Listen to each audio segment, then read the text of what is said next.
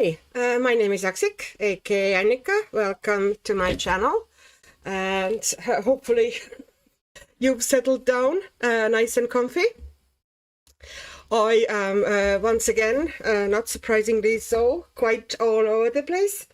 I wasn't until very last minute, and even now, quite sure what I was going to do. I'm a bit frazzled lately, and yeah, my head isn't in it. But we'll get through it. We'll get to it. I meant through it. That sounded like a chore. No, I'm super glad to see you here. Hi, Dana. Hi, Robin. Hi, Audrey. How are you all doing? How's life treating you?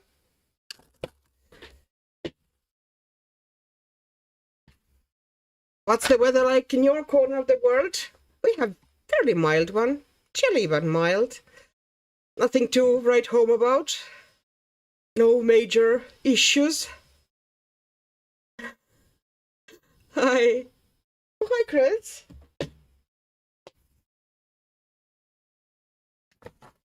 Oh, plenty of us here. It's going to be a fairly chill stream because, as I said myself, I am at the moment... I'm not saying that I'm in a slump, but I'm kind of borderline veering towards slump slightly. So I'm essentially trying to fight my slump by kind of just tossing things at the paper and creating more whips than I actually create. You know, I haven't really created any pages, but loads of whips. Oh, hi, Tracy. Hi, Candace. Hi, Kathy. Hi, Andrea. Oh, hiya, Jan. Is Jan or Jan? Sorry if I'm pronouncing your name wrong. Anyways. Yes, whips. But first I wanted to actually talk about, you know, what I can show you my whips because things are getting ridiculous. Well, one of the first ones is that one that I managed to also stick.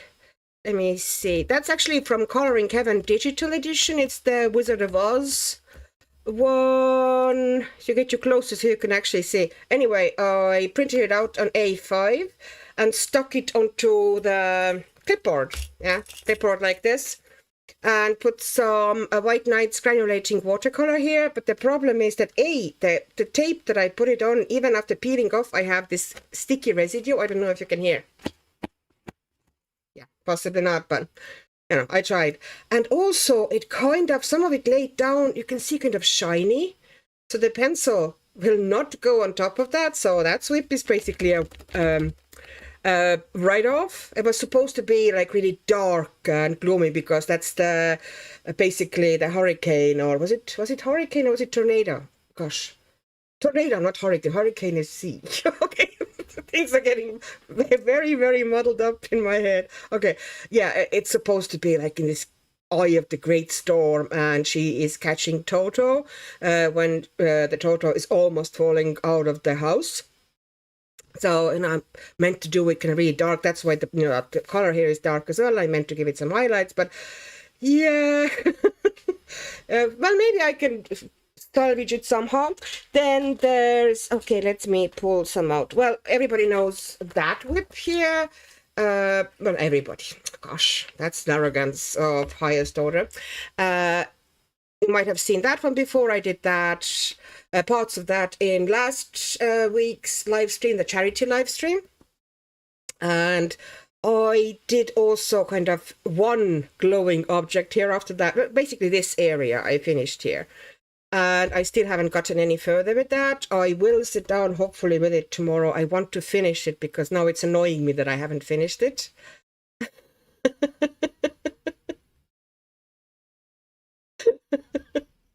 Oh, we will fly by the seat of our pants with you, Annika. It'll be glorious. Well, yeah, there's no other choice really because absolutely, I'm hopeless at the moment. I don't know where my head is, but it's not on my shoulders. Anyways, okay, then there's this whip. well, two whips actually. I have this one. Let me see. Okay, better off that way. Okay, I have this one. This is I really like that book. It's really cool. And very different, and art is quirky and interesting, and kind of I can do folk arty stuff and whatever. I really like this page that I did here, but I'm now sorry that I didn't do both sides. At first I was like, I don't care about the quotes. You know, I just want to do those pictures, but now I kind of feel that it would look better if I did the whole. So Color Me Easter coming out on Amazon. It's so cute. Who saw? Oh, okay. Okay, Andreas saw Color Me Easter. Is that the same publisher that published the Color Me Capybaras? Because I adore that one. That is one of my all-time favorite books.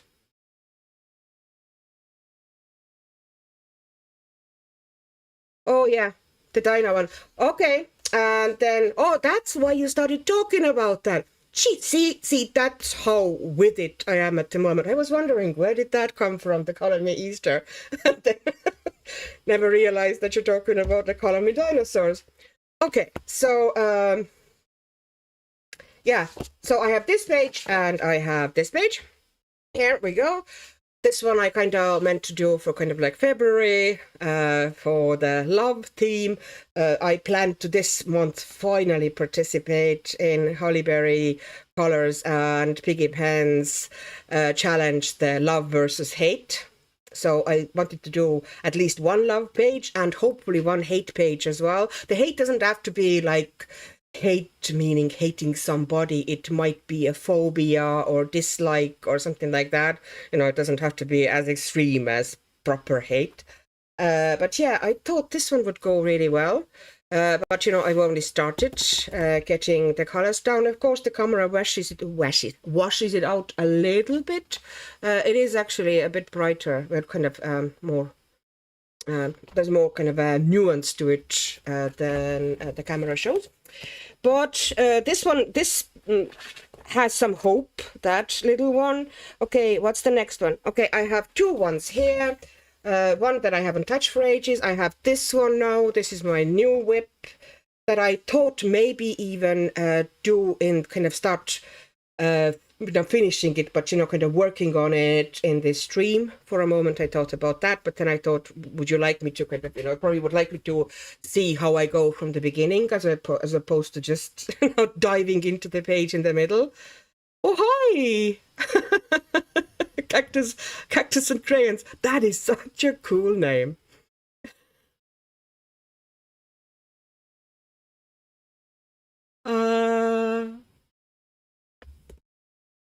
Ela Jazebek. Yes, Ela Jazebek is the Dana. Thank you. That's the artist, and I really like her art.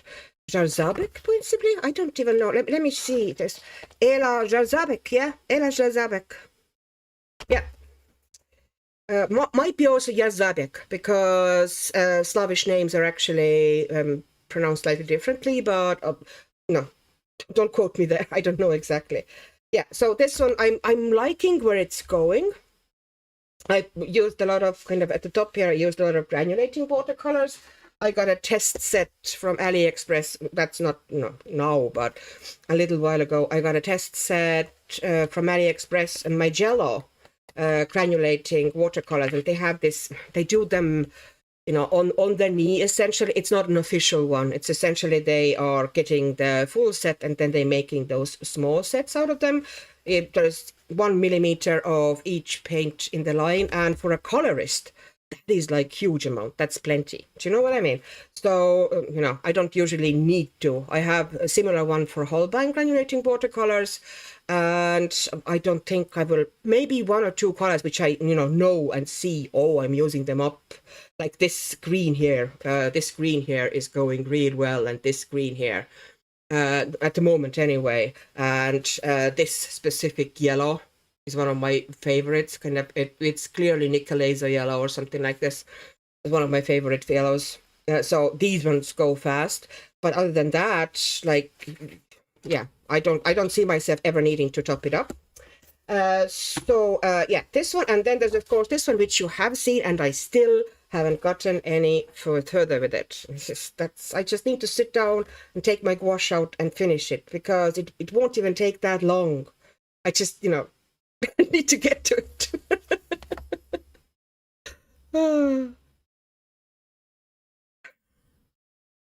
Chris, Jana. Okay, I am writing it down, Jana, because my head is like a sieve, especially now.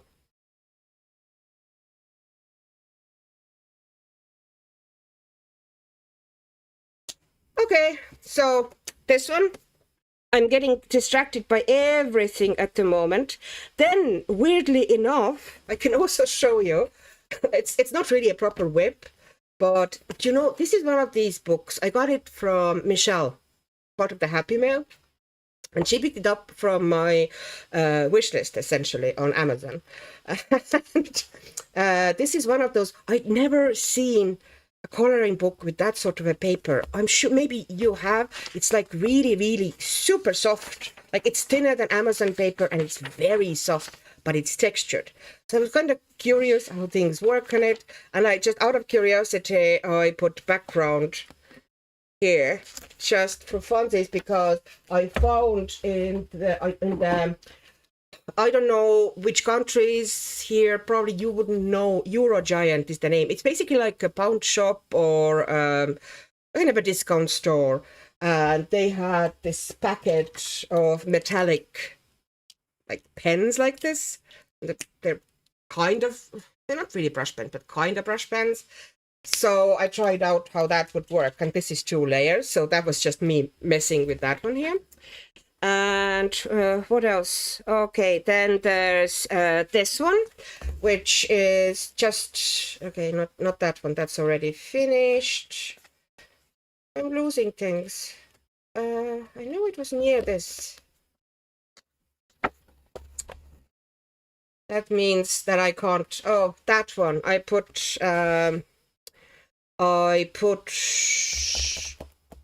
just wash of.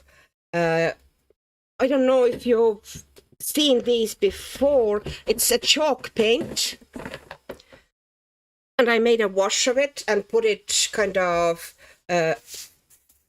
over the whole spread. What it does is, you can of course do it with several colors. Like here under this page, I did several colors and kind of created these blends. Here I just put just one color down, and what it essentially does, that you can put on top of it, you can do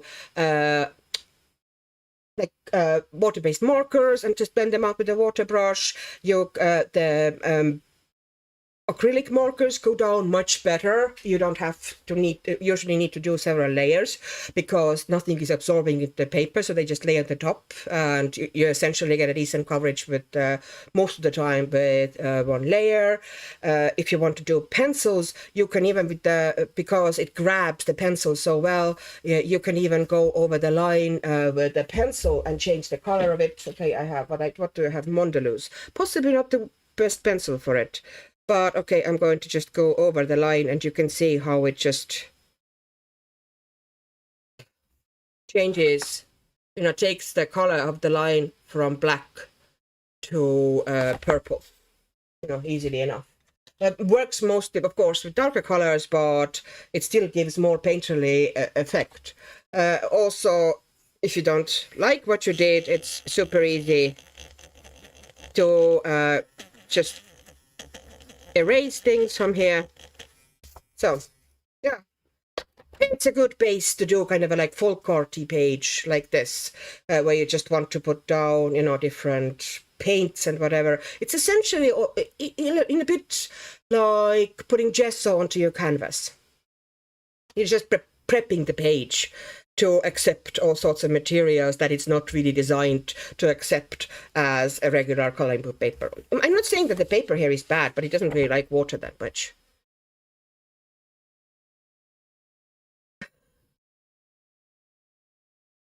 Yeah, chalk paint gives nice juice. It's less in a way less rough than satin glazing can be, and it doesn't get like satin glazing. If you put it down thick enough, it'll go a bit shiny on you, and the pencil won't go on top of it anymore.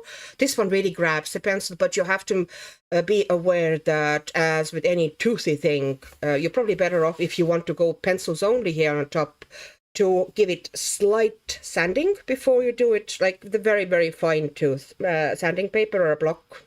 Or also be aware that most of the pencils will be a bit dusty on that, and don't use your most expensive pencils, because that, because it grabs the pigment or the lead so well, it'll eat through your pencils. Hi, Serena. Hi. You can come in as early or as late as you want, everybody. I'm just glad that you're here, people. I was like, I'm not sure if anybody will be. I don't know. I had this mood today. It's like, is anybody going to show up? And then there's this one, which I actually initially had planned to do for January for Hollyberries and Piggy Pens, Big Challenge, Angels and Demons.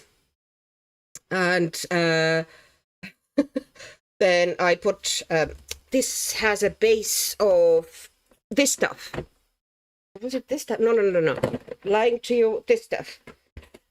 Which, by the way, is magic and amazing. But, I probably will make eventually a separate video about that. That stuff is essentially the same as this stuff. I got them both just to compare them. I, heard kind of vague mentions about these here and there, and I just wanted to compare them and figure out what they are. And they are essentially the same thing. So if you get your hands on, basically it's for prepping. You're putting sizing on paper, but it behaves different than putting sizing on a paper with, let's say, satin glazing liquid, diluted, or gesso, because although it alters tooth a little bit, it doesn't alter it much. It does give a little bit more tooth. And it also doesn't create that plastic feel to the paper. You can still move around and, treat the paper like regular paper. The paint moves around all right on it. But you can move the paper, like it doesn't immediately sink in and sink through. So I based it with this one. It's very liquid. You can hear it, like it sloshes, like this. It basically is like water. But the problem, of course, is that this is a page from Creative Haven magazine. And other magazines, I presume the magazines. Anyways, I did it there, and then because it's so liquid and to cover the page properly, you essentially have to wet it fully. And I kind of forgot the fact that if paper as soft as that is as wet as I got it, I started kind of manipulate it to kind of straighten it. I ended up pulling it out of the book. So I waited until it dried and I taped it onto this board, and once I'm done with it, I'm going to tape it back into the book, because that's how stubborn I am.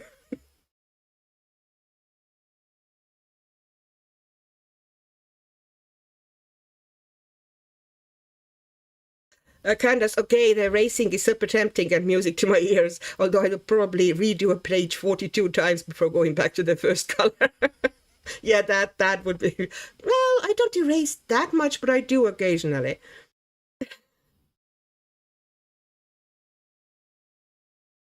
Chris, I need a love versus hate image that depicts how crappy the chat function is in the YouTube app. Well, I'm sure I can show you something a bit, I have some ideas. And maybe a dark fairy tale villain. Yes, but I have some other ideas, believe it or not. Okay, so I showed you this one. I think that's my main ones at the moment. I'm not going to pull any more out because that's getting a bit, painful at this stage. So there's also this book that I found on Vinted, and been always intrigued by that art. I think the art is really cool, so different. And it said on Vinted that it's, you know, very good condition, and there were photos, and they were all clean pages, the photos.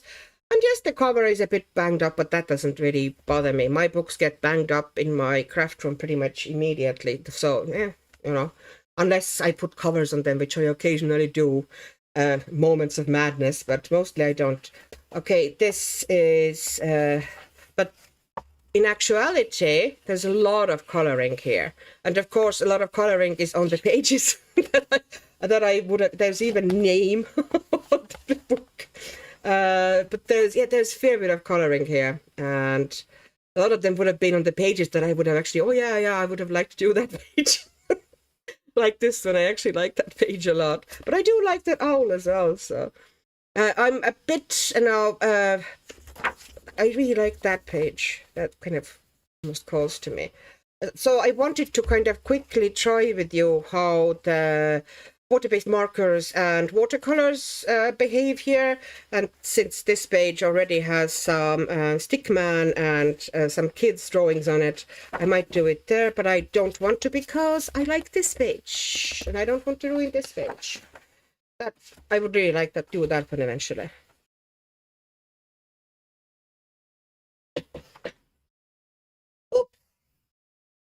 Oh, hi, View.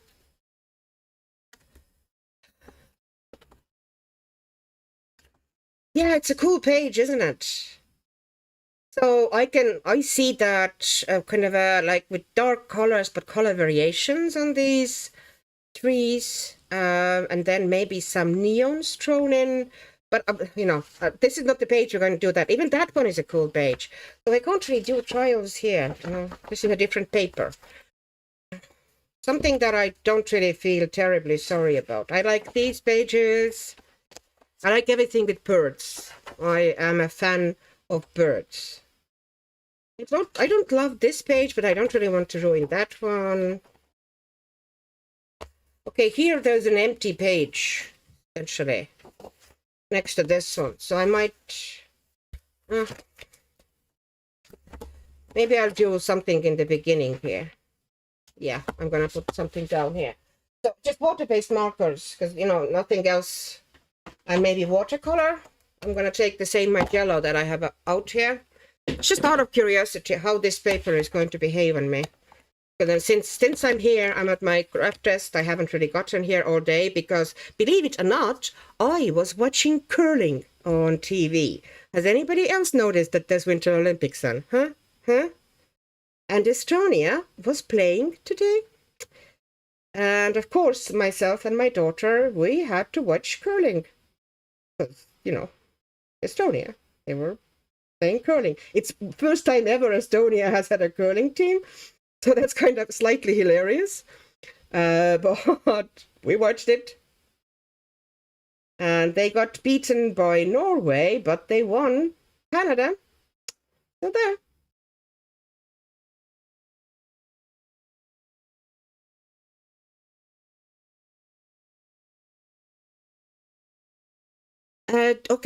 Candace, TS World of Adult Coloring has a vintage used fashion coloring book, and she's been going in and finishing the pages the previous owner started. Kind of cool. Yeah, that could be a cool idea. It's just at the moment, the first, like when I looked at those pages, I couldn't see them. And maybe it's, you know, that somebody else's vision is already there and mine just doesn't get through. It can be blocked like that. To do that, I would need to kind of sit down and deliberate, you know, how I would approach them now and how I would cover up what has been done there. Like for this one, I'd say I would also need to take, at least I try to take eraser to it a bit and then change the colors with some opaque pencils, put some soft pastels in the background, work some details over with acrylic markers as well. It's a really cool shape, and the rabbit is really cool. Yeah, I have to say that the watercolors behave here really nicely.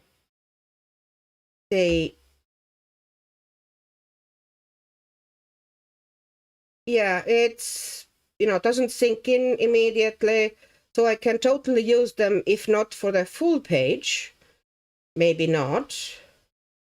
but definitely for the... See, it's the easiest, you know, with watercolors, those kind of fun little variations like this, they're always the easiest to do with watercolors, at least the base of them. And then you can go afterwards in and maybe, you know, do some details and extra shading with pencils and maybe bring some extra highlights in. But it's super easy to put them down with watercolors if the paper allows. And this one seems to allow. So I can see, yeah, I have, you know, more assurance that I'm going to work that book.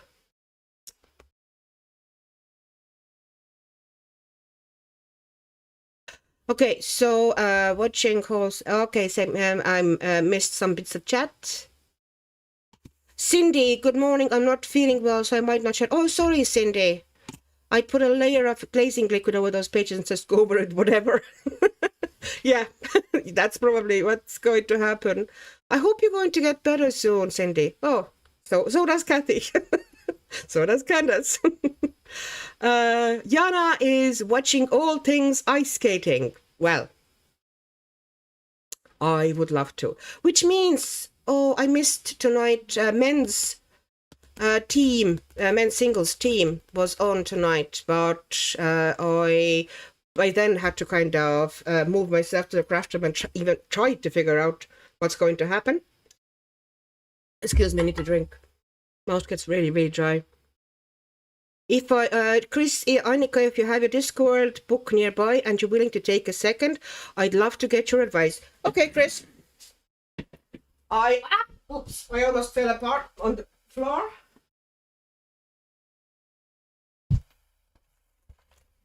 There we go. Please note, I knew where it was. I went to my shelf and, like a proper functioning adult, I reached and knew where it was.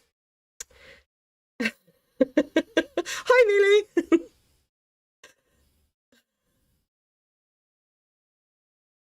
Annika chatter. The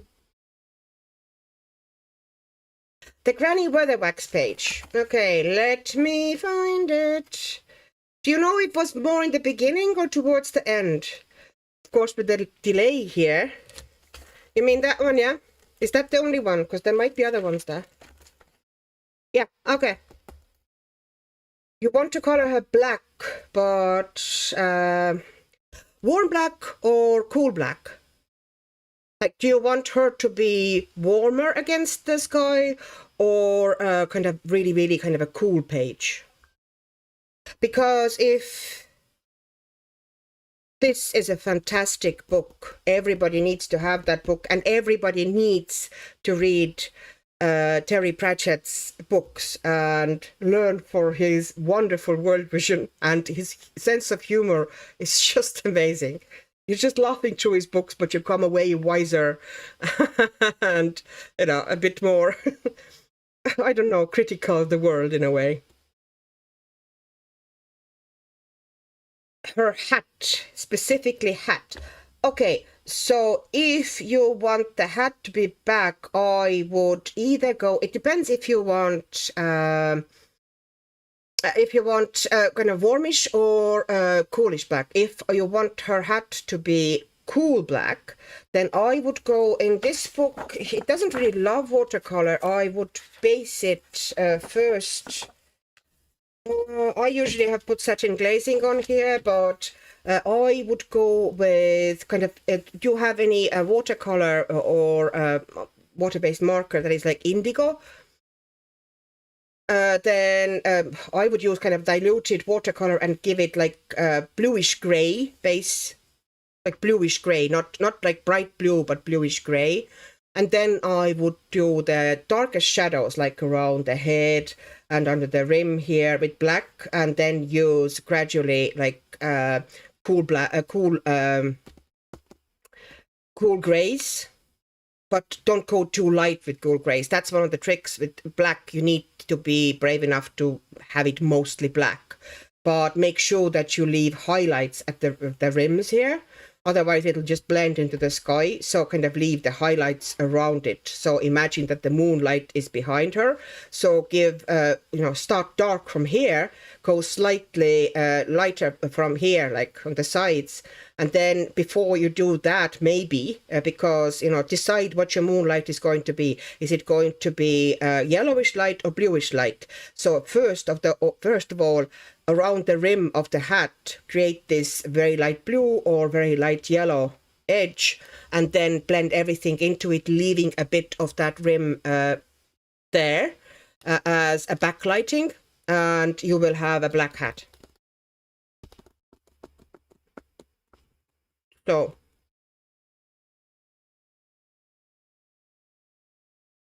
you can alter the black background as well. Sorry, I didn't see your previous message, Chris. You said I can't decide if I should try to alter the background or work with the hat. It all depends how much kind of you want to dedicate.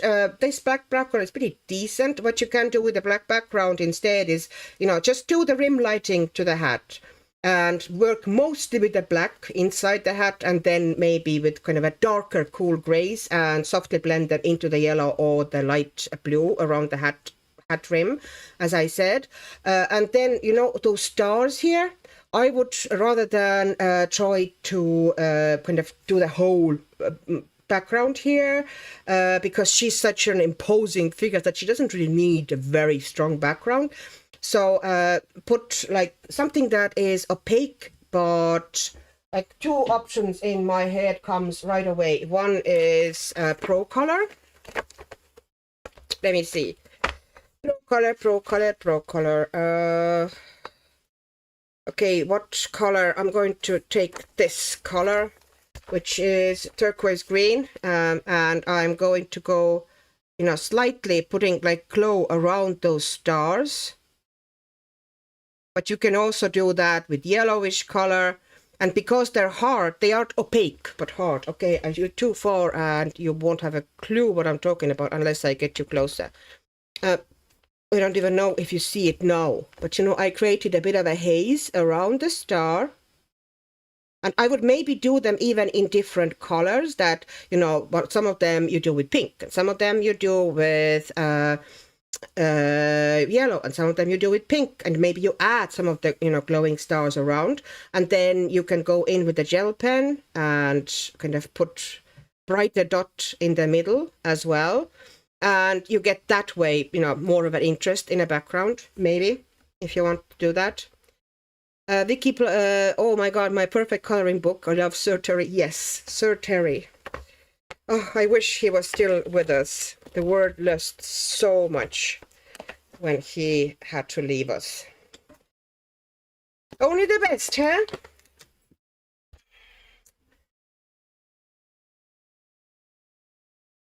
Okay, Serena, random question alert. Is anyone on here part of Christine Caron? Is it Caron or Caron? I don't know exactly. Patreon. Thinking of joining, but not sure whether she shares color alongs in depth or just exclusive pages.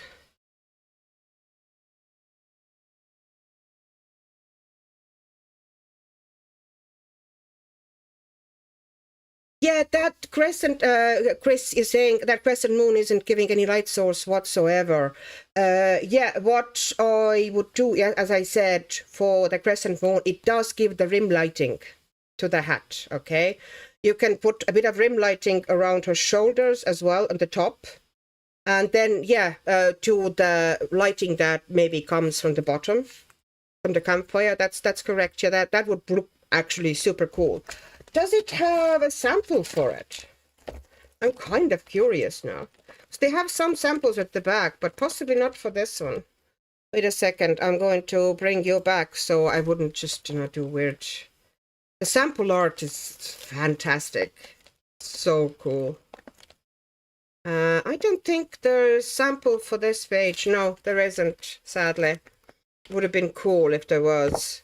But I'm sure the painting is actually existing. If you looked up For example, if you wanted to see what the artist himself did, then look up Paul Kerby Granny Weatherwax. If put just Google search in, and it might give you the original painting or illustration, and you might get some ideas from there instead of listening to me.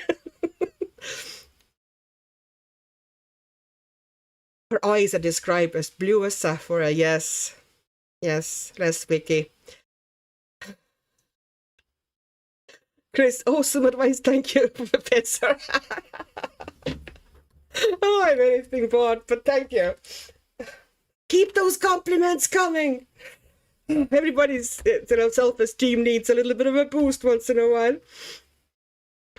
Vicky, I cried when he passed. So did I. I was genuinely weepy. I still kind of get a bit weepy thinking about it. It's like, why?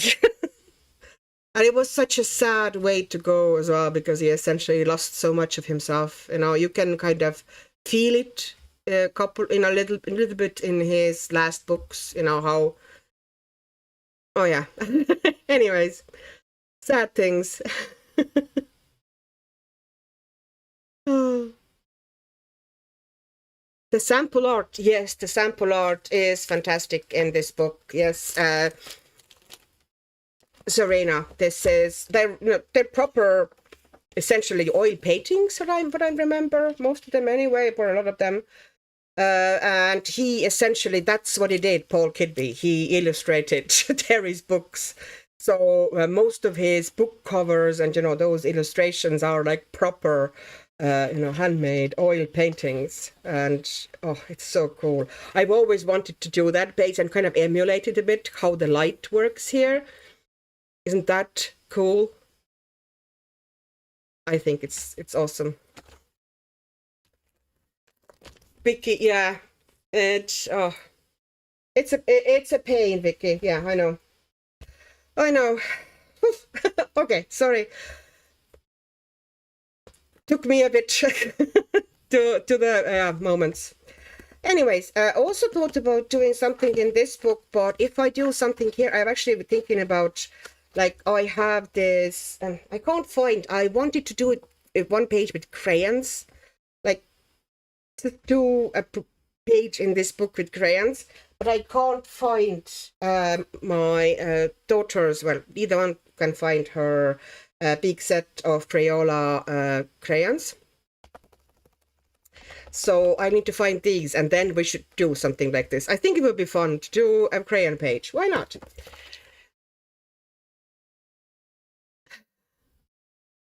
And then this page also was one of the contenders, but I think I probably will sit with it on my own. I have this picture in my head that this kind of a steampunk punk bee here. I wanted to do it for the coloring Bumblebee. She has a birthday month, and I wanted to do a bee for her, and that's the best bee I found in my books, genuinely. Somehow, maybe some other people know of some other bees, but my books don't seem to have many bees. So I have this steampunk bee. So I thought about making this bee and the beehive kind of like a bit banged up, rusty, old metal vibes, and then have those flowers here in the middle like neon, really bright. Candace, love crayons. I have to try the gel crayon coloring like Holly too. Oh yeah, I would like to try that as well, but I probably would try that. I think I have book in mind where I'm going to try it. And then another page which I thought about, but this one will be watercolor and probably needs drawing in between, and I might do a proper video of coloring this page. This is Coloring Heaven Ennis Guerrero page. I thought that could work as one of my hate pages. She is intense. Just look at her face. This is not a happy bunny.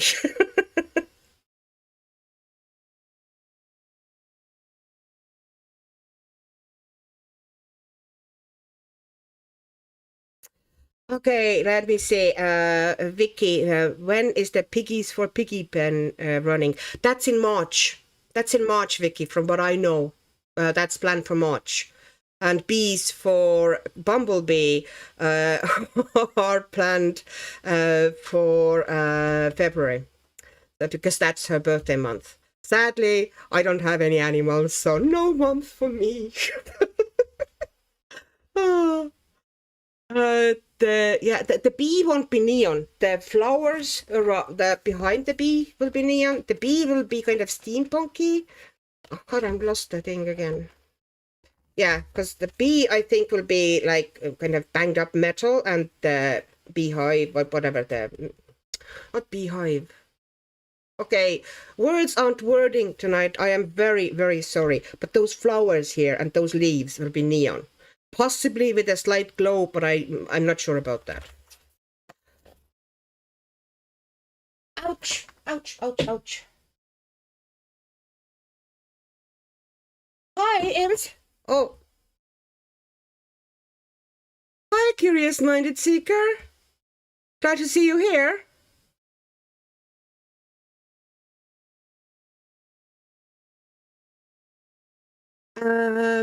I saw that Discworld coloring book comes with 2 different cover colors from 2 different publishers. Anyone know which one is better? Well, I know that my one, this is what publisher? Golans? Golans?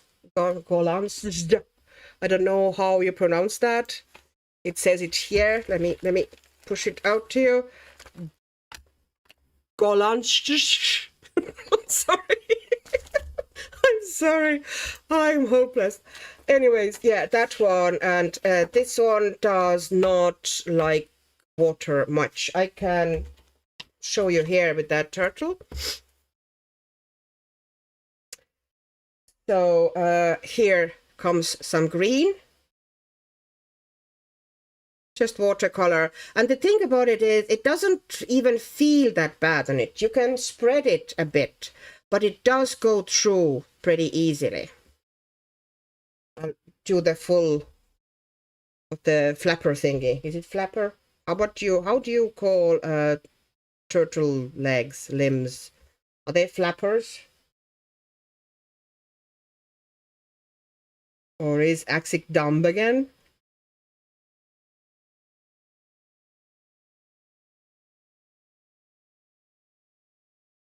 No, this one. I'm just, I have this thing that, okay, I did one leg, I'm going to do both of them. So they would have at least somewhat the same color. And I can show you what happens on the other side. Now, here I went over twice. Here I went over twice. And it does go through then. But you can put water down with just, kind of one layer if you just do one quick kind of a thing, but that doesn't really work for backgrounds, because to get a smooth background you need to kind of work them over several times, otherwise it's splotchy. So I would suggest either some sort of a backing, like these miracle things, as I said, if you want to put some water down, or just use stuff like oil pastels or soft pastels in the backgrounds, or gel crayons, these would work perfectly. But pencil goes down real well. It's not a bad paper. As you saw, the water is actually moving. In the people and, kind of characters, you can totally do watercolor, because, you can just put the layer of color down. You don't, if you remember not to go over the same area twice while it's wet, then it most likely won't go through. But if you are putting it, in like several times in a bigger area, kind of blending it out, it will eventually go through. So bigger areas need to be done with something else. Sorry, maybe flapper? Yes, flipper, not flapper. I had the flappers in my head, the 30s and the 20s. The girls with, sequin dresses, and it's like, I'm probably not right about the flapper bit. Okay, so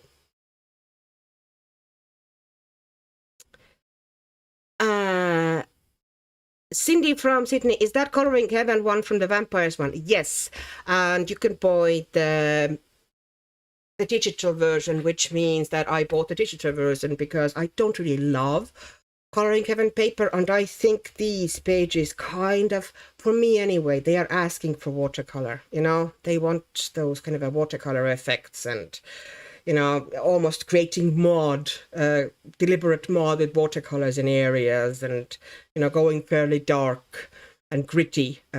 So yeah, to me they want watercolor, so I got them in digital, and this way I also, you know, I don't need to have the whole book. I just, you know, print out the page I feel like doing, and this one kind of worked for me at the moment. But I'm not starting it here. Basically what we are left with is this book, and I have started one page here which I'm not going to work on today. I don't know if you saw my previous video, then it was there, the one I published this morning or today essentially, and that's once again I have this wash of chalk paint here down, and then I did a bit of a color variations here with water-based markers, just diluted them for the background so it wouldn't just be kind of a plain kind of boring flat blue.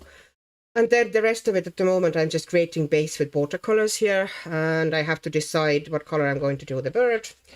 But this is not the page. This is accident page. I never planned to do that page at all. It just somehow happened, and it's going to happen.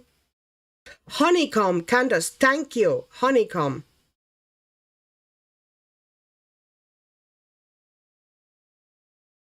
Nothingness of everything. Thank you, Auntie Chris. Never heard of Discworld. I go some out of blue. Discworld is genuinely, it will enrich your life. It will bring you joy. It will make you laugh. It will make you sad. It's such a wonderful, wonderful series.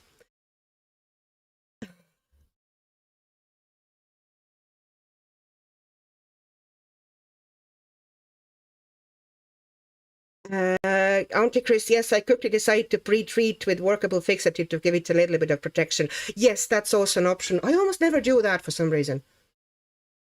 Excuse me, I'm just so thirsty.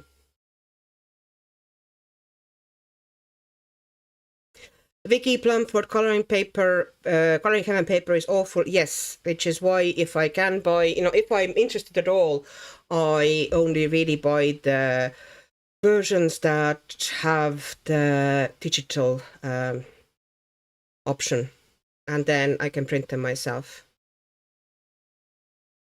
Nothingness of everything. Anyone have success selling their coloring heavens online? What's the best platform and selling in a bundle better? I have hundreds of copies. Wow. Jana, life goals to be able to color like Annika. Nothingness of everything. I don't know where you are. Places like Vinted, I presume, would be a good option for it. But I'm not really 100% sure, because it might be a bit tricky. Sorry, I took the exposure down a little bit because we'll see. Maybe I'll bring it back up, but I felt that things were a bit glary. Is that better? And I'm putting some more light on, and it doesn't... Nothingness of everything. I'm in Los Angeles, don't have room for all my coloring heavens, so I had to cancel my subscription. Never really enjoyed coloring in them. I understand why. Yeah, the earlier ones weren't as bad, but the new ones, the new excuse me, the newer paper, which I think they changed paper about 3 years ago, and it just god awful now.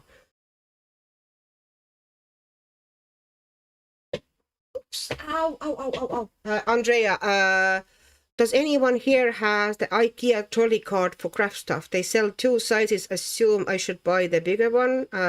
I'd appreciate any advice. Okay, I can't show you because the hand or whatever the thing is holding my camera doesn't bend that way, but I do have 2 trolleys next to me which have the stuff that I kind of need to grab often at my desk. You know, some kind of pencil rolls and brushes and, you know, bits and pieces.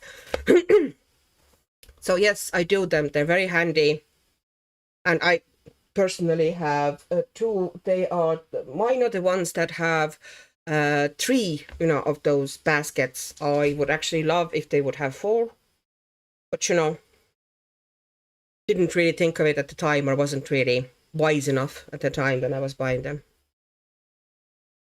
Nothingness of everything. Love the art though. You mean in the Coloring Heaven magazines? Yes, there's a lot of good art there, but sadly, if I don't enjoy coloring it because of that, I'm kind of ignoring them, which has happened.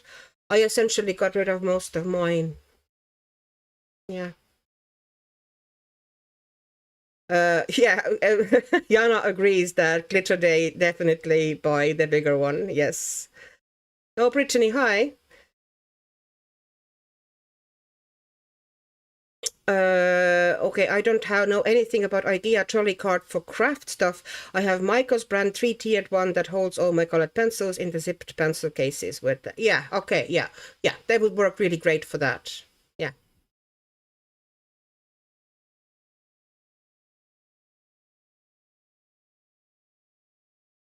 Okay, Nothingness of Everything. I really love the storage crates that stack and have a door in front that can open and close. It's my favorite cart. Okay, I don't know these ones.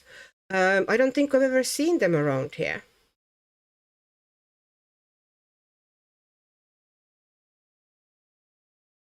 Yes, but Brittany, as you said, single slots instead of the multiple slots that holds 2 or 3 colored pencils. No, not these. I don't like these multiple, you know, big slot ones.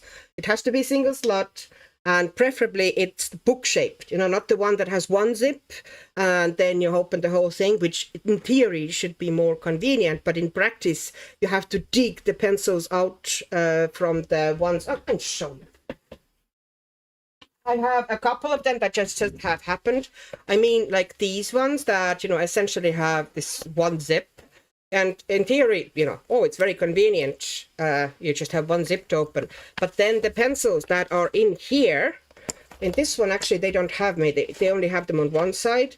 But it can be real pain to get them out of here because that part of the fabric is always in the way. And sometimes it's pretty stiff. And you're almost, you know, kind of breaking your legs to get the pencils out. This one isn't too bad, but it only has them at the back. But some of them have them in the front as well, you know, lots on this one. And I don't like these ones. No, not super keen on that one either, but you know, it essentially came free with a set of pencils that I didn't particularly like and essentially gave away. So, free pencil case. It's going to be used.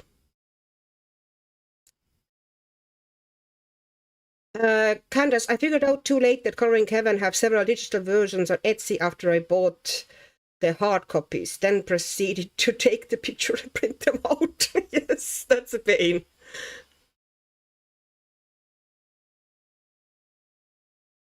Brittany, I also own a 4-tiered TV one that has to be put together for me.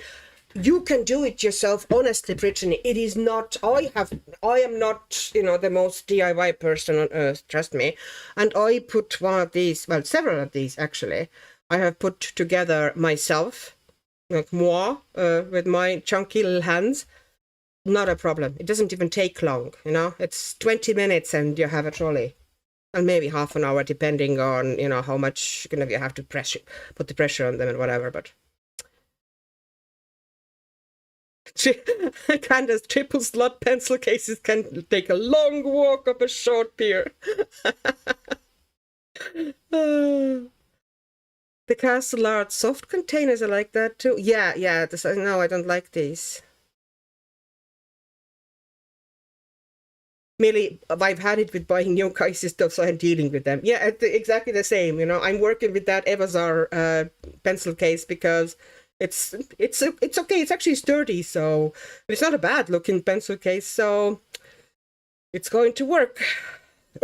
Earn its keep. Nothingness of everything. The plastic storage crates are awesome. Fits a lot and don't have to be reminded of the hoard. Oh, hi, Art and Books. Hi. Hi, Lucy. Did I arrive, Lucy, hello Annika and chat, did I arrive fast enough to catch the live or did I get here too late again? Like, the problem, Lucy, is that I'm all over the place, okay, and we have not gotten anywhere. Like, I'm still making I kind of have a clue what I'm going to do, but we mostly talked about whips and we've been talking about different pages and there has been some advice and questions and stuff like that. So we haven't gotten anywhere with coloring. Don't you worry. And we're only 1 hour in. That's plenty time yet. Sorry, drinking all the time. Andrea, is Annika, is a trolley basket plastic or metal? Okay, mine are metal, and one is plastic, one is metal. Does that answer your question? I have one that is metal that is has that kind of a side piece that has those little like crosses, and you can slot hooks into those crosses to hang up bits and have containers hanging off the side of the trolley. And the one that is plastic has a plastic grid in the top basket of the trolley, so you can kind of put smaller bits and pieces in there without it becoming a huge pile that you have to rummage. Hi Jennifer, hi Axic, I love your channel. Hi Jennifer, this is wonderful, thank you so much, and you are very welcome. Hopefully you like it here. We won't bite, we are cheerful people. We're good people. Brittany, I gave my 15-pound Maine Coon. Oh, wow. I love Maine Coons. Mixed breed cat named Satchmo, my blue-colored wicker basket box, since he fits in it perfectly. And it's not a cardboard box that I would have to get rid of. Andrea, it's because I love chatting with you, Annika. Yeah, we're having such a good fun without coloring. Why do we even bother coloring? Well, that's the whole point here, isn't it? Coloring Bliss is in the house.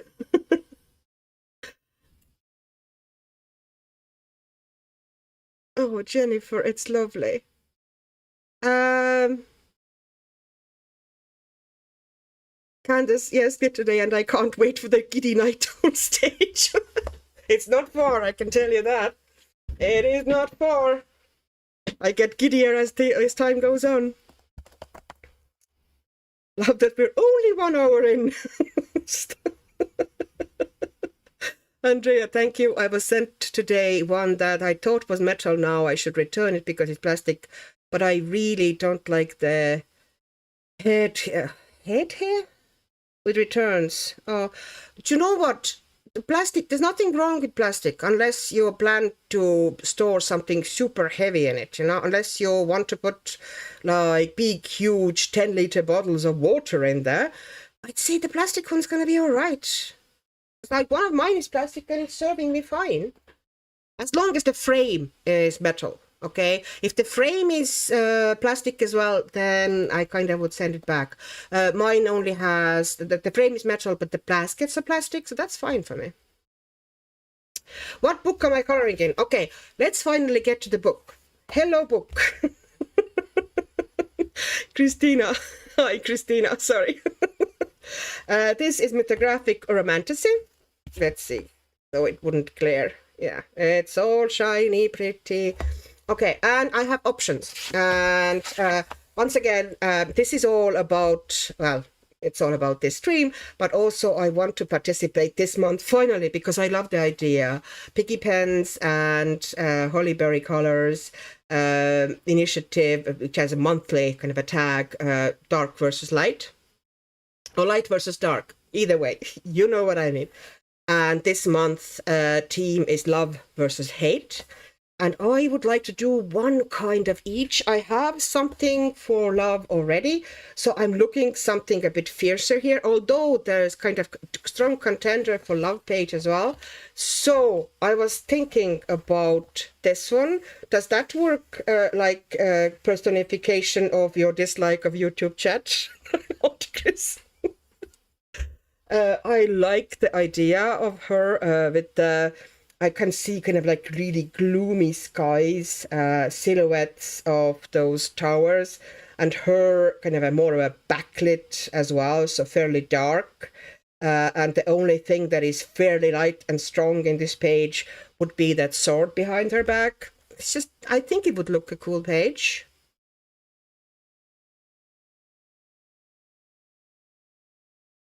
Sorry, I'm looking at the chat now, so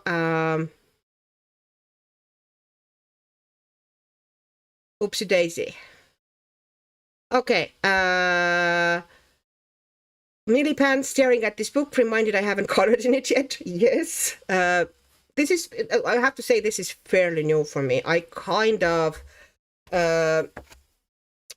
discovered myself Veronika Kalinska, more or less. Oh, I have her Mythical Beasts mythographic, which I still haven't colored in, and I really like her. You know, I like the art in there, but somehow never colored in it. So I just, you know, I'm going to color in this book. I got it. I'm going to color in it.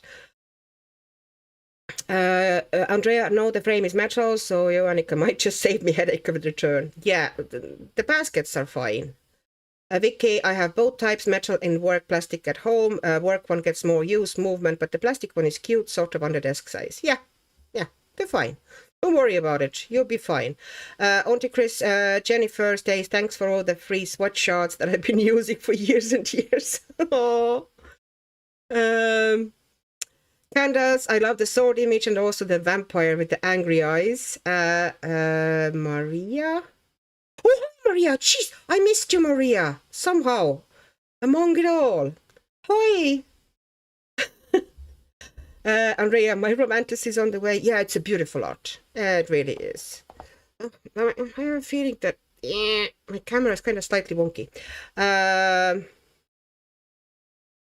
So that's one option. Then I was also showing you, this is actually my strongest contender. I like how strong she looks. Let me get you a bit closer. Just like her expression. I like the power, and you know, she's definitely angry. Look at her. She's pissed. Whatever, you know, whoever did her wrong is going to see the consequences. So I thought that would be a really good page for kind of the hate, because she actually looks like she might hate you. And then on the other side, okay, this one I already said I don't really feel like doing that in this stream. Where is it? I know it's towards the back. That was one of the options, but I was more leaning towards, okay, that one. Which, you know, if I go for love, then this would be a really pretty page. I thought about fairly soft pastel background, some neons in the mushrooms, and I would also like to do him in kind of fairly normal or darker, kind of like human skin, and her a bit ethereal, a bit of like a fairy, a bit pastelish, purplish tones, so they would be looking very different as a couple.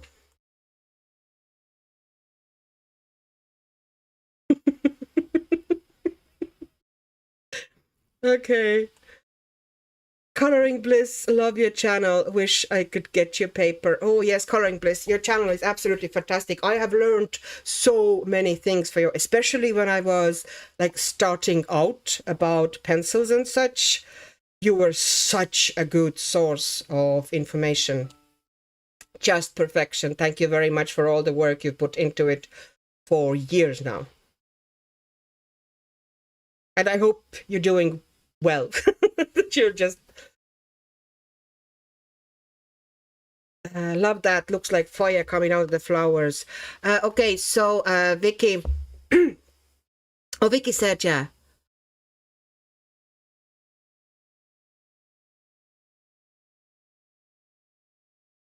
County Chris, that's definitely the one to demonstrate how much I hate using my YouTube app for chat.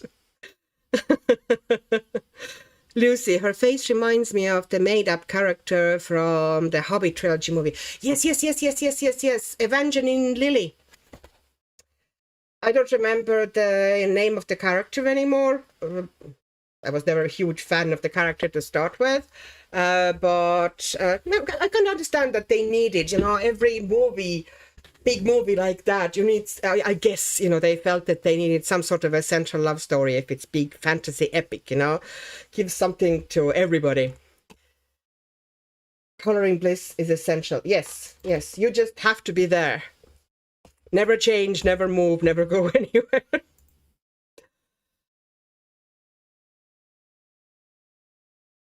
Jennifer, Raxik, thank you. I learned so much from. Oh, thank you, Jennifer. Oh, that is incredibly high compliment. You wouldn't even know how high of a compliment that is. You were one of the first ones, genuinely one of the first ones I started watching when I actually, you know, kind of was thinking about getting into coloring, kind of properly coloring in coloring books like this. So yeah, your channel was the kind of one of the first ones, yeah, that I liked, and then I kind of moved on from there. You know how YouTube essentially gives you watch one channel and then it gives you hints. Okay, you might like this video, and then I moved on and on and on. You are the swatch queen for me. Yes, yes, you really are. She does look like Evangeline Lilly. I think Evangeline Lilly might be the inspiration behind that image. Okay, so now let's check the paper again. Where were you printed? Ouch. It's printed and bound in Poland. So it's a different paper than the one I know. Accepts Waterwell. So we are proceeding at our own risk. Because I want that background here to be kind of a darkish or dullish green, and I want these things not. I don't like them as sources of light. I don't usually like them just, you know, to put white line around them, because it just doesn't work for me very well, especially considering you can't see anything through them. So what I was thinking, that I would make them medallions almost, and I'll put like golden or yellow rim around it, and then have the flowers glow on the medallion. Do you know what I mean? I was just trying to get around those. I really like the girl, the archer, but I didn't know what to do with the sorry, language again, with those flower medallions or whatever they are. Okay, I'm going to push the book to the side a bit. I'm going to bring here my wonderful and very sophisticated setup that is old banged up cutting mat. You see how high-tech we are here. This is a cutting mat.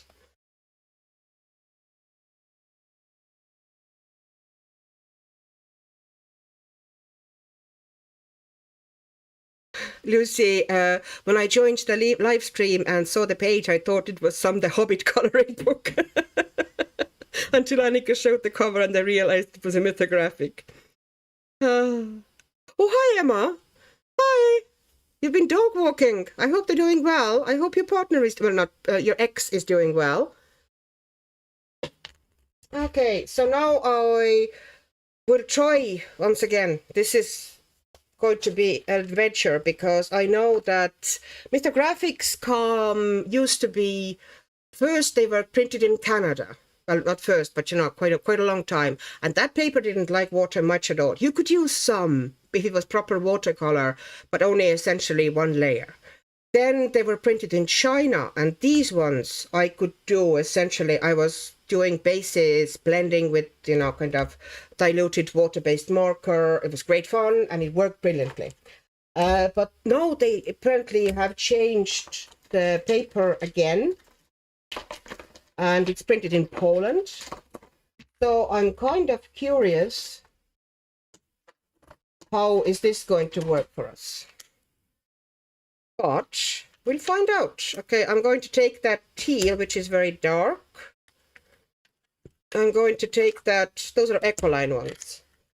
I am going to, but we're going to test, of course, anyway, if this is going to work for us. I need something a bit, like this is a good green. It's kind of, it's pen 68, yes, but the number is, I think, 63.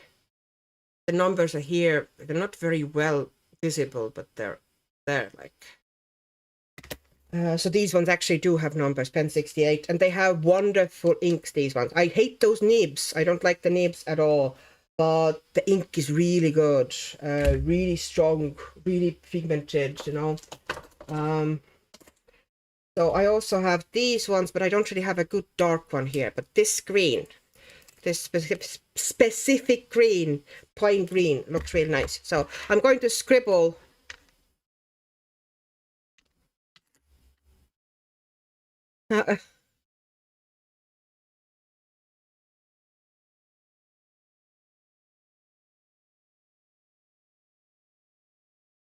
Okay, so Maria, I loved your latest video where you had put all your light blue teal color in so many backgrounds. I could relate. Yeah, that happens to me more often than you think. But then you won't really see that color anymore because I usually go over with something. Jennifer, Sabrina colors we can ship to you, but it's pricey. Yeah, yeah. At the moment, all shipping is pricey though, so you are not in any way, you know, alone in it. Okay, what I'm going to do, I'm going to put white paper underneath, yeah, of this cutting mat, so you can actually see what colors I'm putting down, because, you know, that would help. And Emma, oh, I got a lovely coloring book today. It's called A Tale of Two Kingdoms. The paper is shocking though. Okay, that's interesting. Auntie Chris, I say if you can't think of the word you want in English, then just use the language you know. We'll figure it out. I no doubt in that. You people are clever to the extreme. This is actually good color. I am kind of looking for something like that. Yeah. Okay, and I'm going to also put down that kind of a date variations. It's a good idea to kind of just mix things a bit randomly. A bit more interesting background. But I want it to be fairly kind of like dirty green. And bring some of that green into the tree trunks as well. And I'm going to take that green, which is like, this is super dark. I like that green a lot. Because everything in this image, except the central, those flowers, I think needs to be reasonably dark. So I don't want to go too light and then have to work like a mad woman with pencils afterwards. Because one has limits. Okay, and I'm putting some indigo down as well. Oh, and the color I put down, this color with Ecoline one, this one here in the middle. This one is fur green. Okay, and some indigo. These Ecoline ones are very juicy. Okay, now moment of truth. We might have to take it all up and try with watercolor instead, but we'll see. My very dirty, ouch, water brush. This one is Kuretake, I'm pretty sure. Made in Japan. Yeah, Kuretake one. I like that one. Okay, I'm gonna bring you maybe a bit closer, or maybe does it help if I move everything a little bit like this and then get you closer so we can experiment and get to the moment of truth together. Okay, so sorry, now I'm going to look at the quick shockingly Emma, shockingly good or shockingly crap. Serena, hello Emma, I hope X is doing much better. Yeah, I about the same. Jennifer, Annika, you do an amazing job teaching in English. What is my first language? My first language is Estonian. I grew up behind the Iron Curtain in the former Soviet Republic of Estonia. which, you know, used to be Republic of Estonia a bit before it was essentially forcibly converted into Soviet Republic of Estonia. Yeah, and then of course, because I grew up there, I also, you know, we started learning Russian from the 2nd grade. So I also understand and speak Russian. So let me see. Okay, fingers crossed, people. How is the water behaving on this one? Do you know what? It's not sinking. It is not sinking. My main fear was that it would immediately sink into the paper. What I like to do with the water-based markers is that scribble, and then I just creating them gung-ho quick blends. And often that's all that's needed for the background. I might, you know, if I feel like it, add a bit of pencil, you know, here and there to add a bit of depth. But to me, that actually looks pretty good. Okay, if I'm dropping in a bit of indigo here to darken it on the corner. And bring in some texture in like this with a bit of dots. Because I will want to make those circles slightly glow, but it's easier to put the glow in afterwards, you know, create a dark background around them, and then once everything is dry, put the glow in with something like Prismacolor or opaque pencil.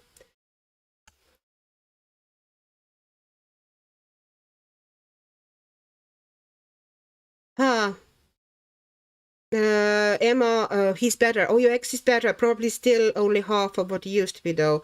Thanks for asking. It's gonna take time. My dad had, you know, similar situation a while ago, and yeah, it took him quite a long time to actually recover and, you know, get his mojo back.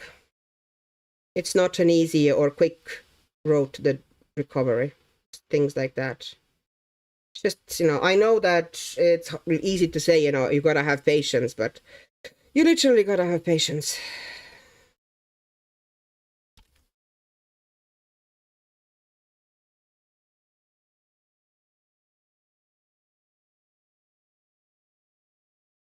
Shocking bad. Okay, you're talking about the coloring book you found, Emma. Shocking bad, Chris. I've searched high and low for it and found it on Vinted. It's like copy paper. Oh. White paper underneath and cutting mat. Yeah, isn't it wonderful, the things I come up with? Yeah. Well, it makes sense. I do it myself as well, you know, when I'm coloring. It's just I had forgot, because you do see the colors. Usually I wouldn't have the mat here, you know, that close to me. The spot of my mat is a bit, you know, to the right. They're constantly there because I use them that often. I'm using them for many things, you know, just mixing things. And I always have a couple of A4 whites underneath them there. I have 2 pack of these, so, you know, sometimes I get to use them both, you know, if I'm doing big mixing things. And I'm dropping in some indigo. So you don't absolutely need to have the same colors that I do have. Let me see if I can get you slightly closer so you just can see. Oops. All right. All right. You know, here you can see in this area maybe a little bit. Okay. So basically, I'm taking the lighter one. So this one here, it's also kind of, I was looking for dull greens, and they can be hard to find in water-based marker sets. But you can, and if you don't, you know, find them, you can just mix them together here, you know, put a little bit, take a brighter green, you know, drop in a little bit of dullish brown or kind of an indigo tone or something like that, and you get more dull green. Okay, and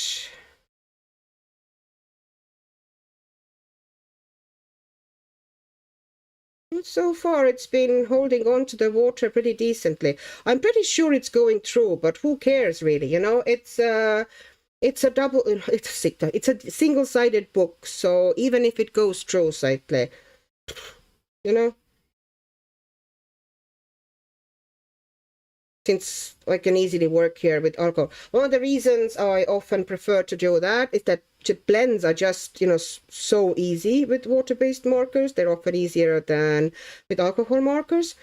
And also, because unlike alcohol markers, they don't tend to bleed as much. So, you know, if you want to keep things a bit, you know, kind of like this in small areas, they're often easier to keep in small areas. You could even put just pure water-based marker here and just go over with it with water, and you can get good, neat-looking, not neat-looking, but kind of interesting-looking, softer-looking color area. But I just like working with brush. I don't know. It's one of my things, I guess. Some people prefer not to mess around with brushes, you know, they find them harder to control, you know, but it's all about practice, really. Once you get into the habit of doing things with a brush, it's not like it came to me immediately. So now I'm taking that slightly lighter green, duller green, that was from the Goldfaber set. And I'm just spreading it out. And you can see how well it actually spreads. I actually have to say that this paper is very nice as well. I'm not mourning the Chinese paper too much. I was afraid that I would be mostly weeping here for the Chinese paper. But no, happy out.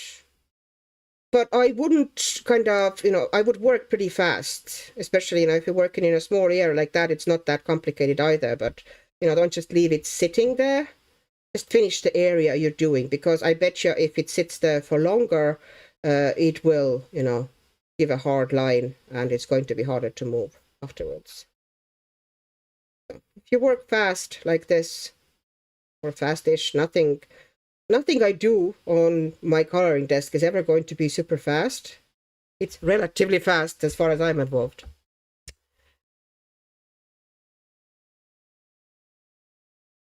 Okay, I'm missing, yeah, I'm looking at the chat quickly.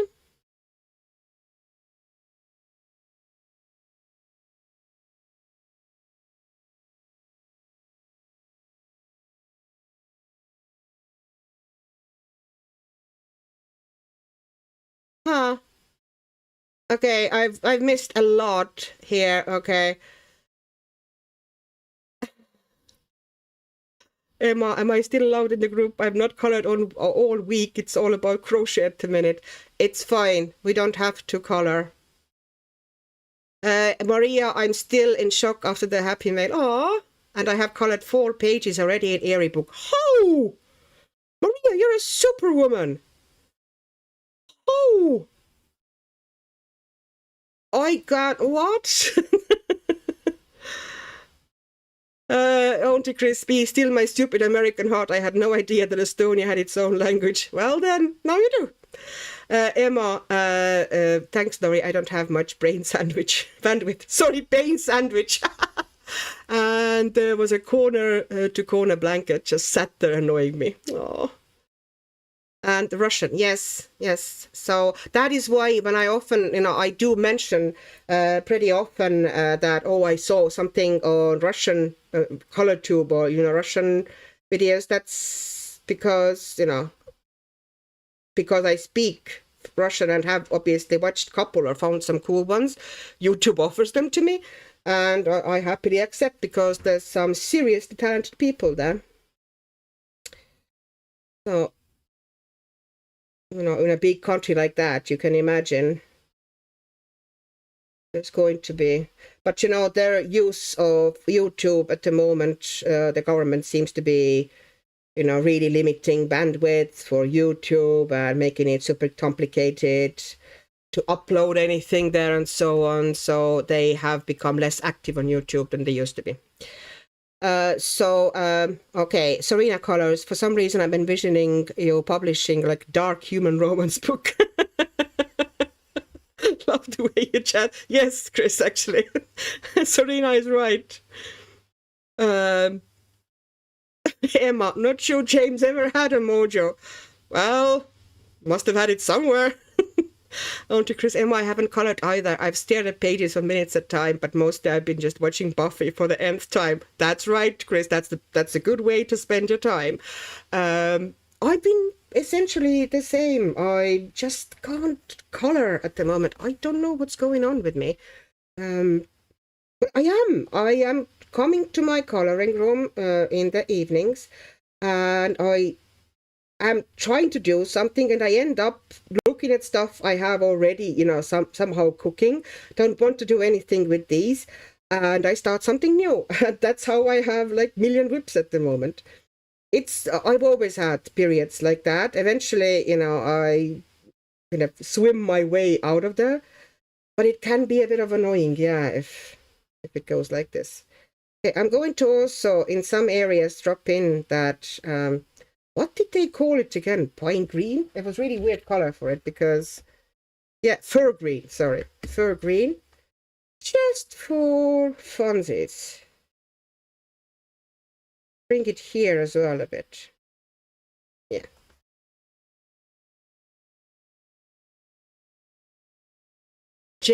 Emma, James said he lost his mojo after the first kid. Okay. That's not a nice thing to say. Auntie Chris, Serena Colors, I don't think I've ever gotten such a perfectly wonderful compliment in my life. That's right, actually. Yes, Serena, that was a really good way to sum up Christo, at least what we know of her. Stacy. Oh, hi, Stacy. Story, I had chat muted. I was just finishing up work. Hope everyone is having a happy Saturday evening. Thank you, Stacy. We are doing just fine. Well, at least we're trying. We're making our best effort. Does anyone remember Mojo Jojo from Powerpuff Girls? I do.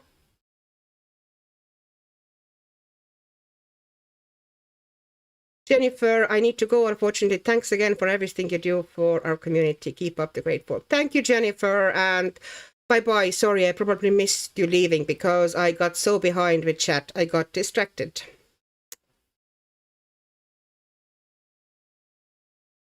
Emma, I haven't ever watched Buffy, Chris. Am I too old for it now? You are never too old for Buffy because Buffy is hilarious and fun and it's all girl power. Okay, so I am going to work here with these ones. I'm getting distracted by the chat again. This is not good. So a lot of my actual coloring today is going to be probably this tedious filling of small spaces, which might make you want to pull your hair out. Okay, yeah. This is the giddy night owl stage now approaching, people. But yeah, I just alternate mostly at the moment between two greens, one slightly darker, one slightly lighter, but I still want them, I don't want it to be light, proper light anyway. And I'm creating slightly darker areas here and there.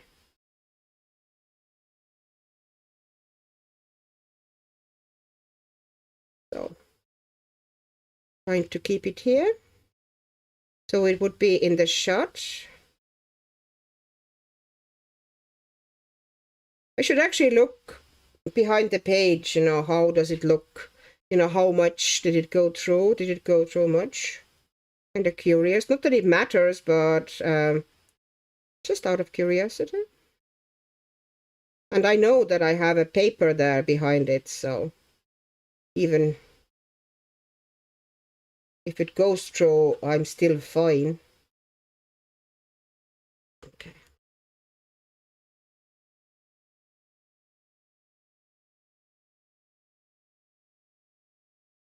Oopsie daisy.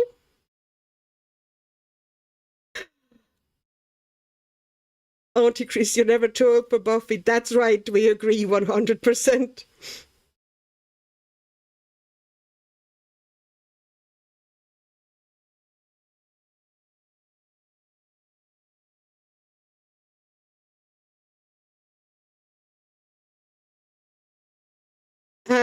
Glad to see you're streaming. There's another one going on simultaneously. So glad people are here too.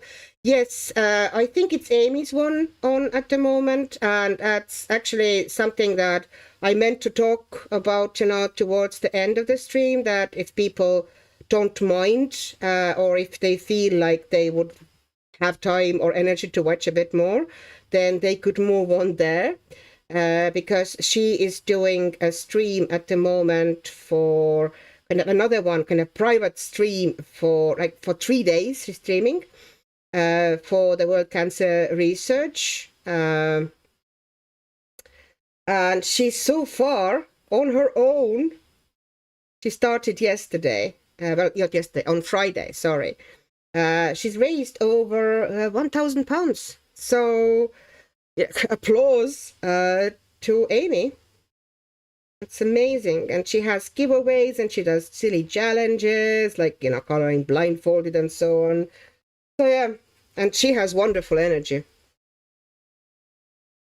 I think she's an amazing streamer. She also has kind of a technical know-how, and, her streams look like super professionals. Mine look a bit like I put it together on my knee, but hey, I kind of like the more bare look, to be honest, that you have just whatever is happening on the stream, on the screen. Okay, Stacy, sorry, I've been missing chat again. Annika, do you suggest keeping a color palette journal for pages so we can reference in the future? You're so talented, you probably just wing at this point.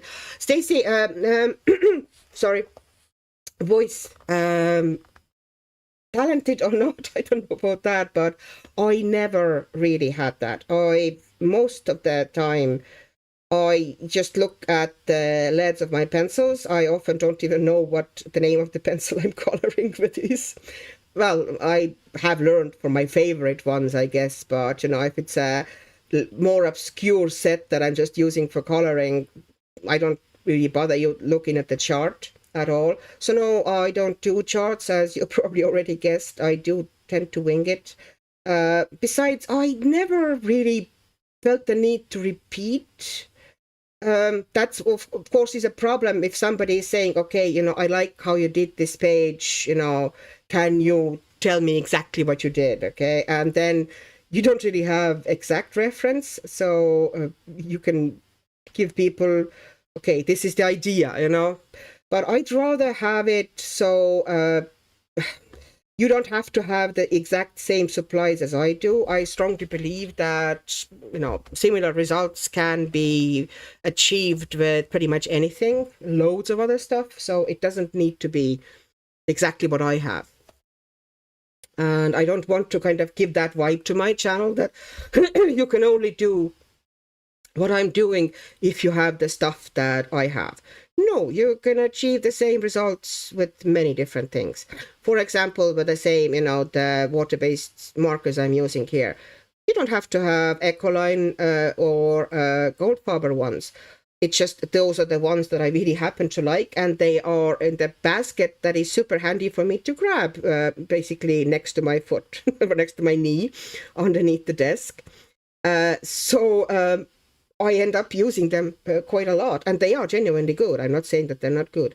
But you could do the same thing with Crayola, super tips, or, any, like Stadler has a very good set, especially like, if you stretch to it, if you want to use them for this sort of a work.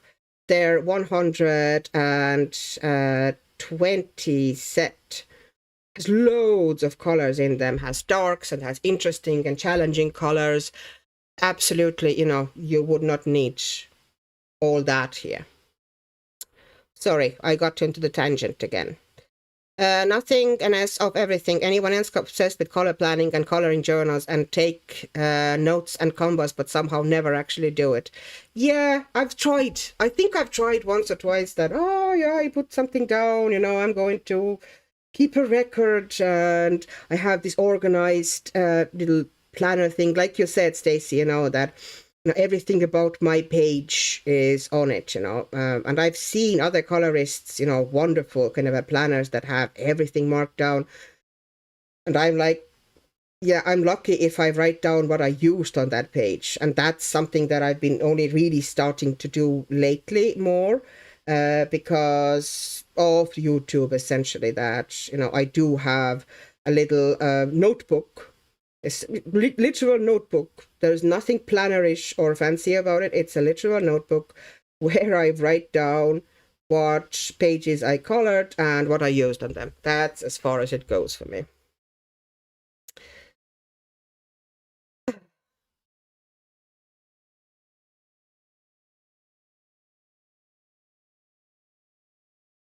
Okay. Art and books, that happens to me too, Annika. Sometimes I just can't do it. I think just do something. Yeah, that's it. You're just sitting down and just playing, and that's how it works. Auntie Chris, yeah, the only difference between real me and the chat me is that real me has a filthy mouth. Oh, you people crack me up. I'm so glad I got to know you here.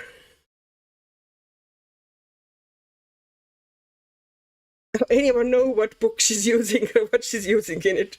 My live fell behind, so I don't know.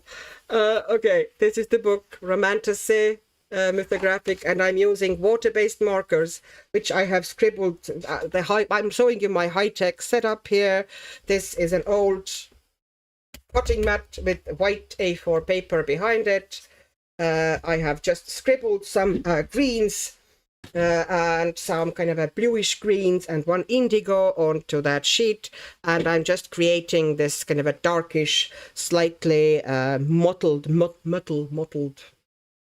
know, kind of a dirty green, foresty background.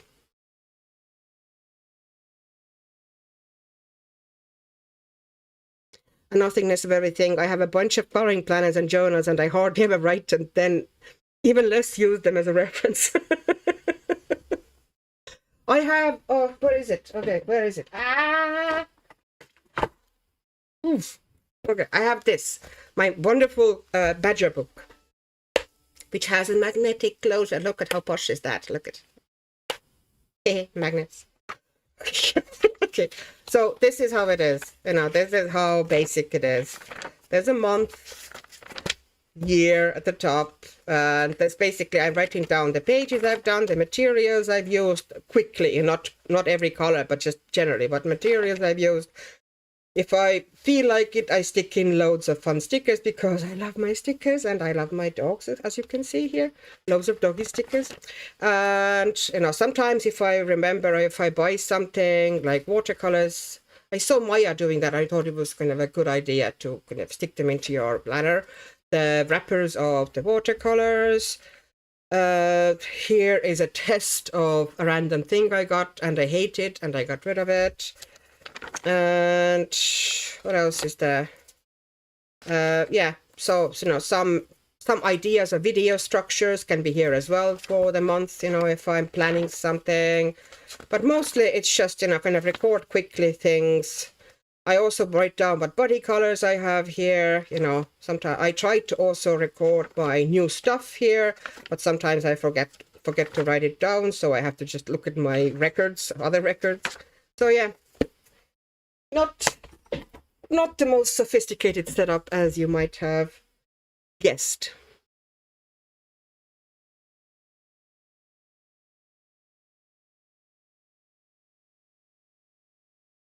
Lucy and Annika is one of my favorite streamers because her live streams are long. She always reads the comments, and also this community is very active and fun to chat with. Yeah. I love chatting here. And I love my faithful bunch here. You people are fun. I I have to have a rule that I have to swatch before I use. It's like playing scales before you play an instrument. Yes, I do swatch. Okay, I'm not saying that I don't swatch. I do make swatches, like for pretty much everything. You know, I get to watercolors or whatever. The first thing I do is to swatch. But it's not even about... I do reference watercolor swatches, but it's not that much even for reference. More so, it's getting to know your materials and kind of figure out what they are, how they behave, actually look at the colors, how they work together, you know, what the palette is like, you know, have them like that in front of you all together. It kind of helps you to make your mind off about the product. So yes, I do swatch them. And I do think swatching is important, especially for things like, for example, alcohol markers. Like, you can't do without a swatch at all. Because the cap colors, even the good quality, like even the more expensive alcohol marker brands, the cap colors, you can't go by these alone. You need a swatch. They can never really make the plastic match the pigment or ink or whatever is there exactly. Some of them are doing a pretty good job. For example, Faber-Castell Pitt pens are pretty close to what they should be.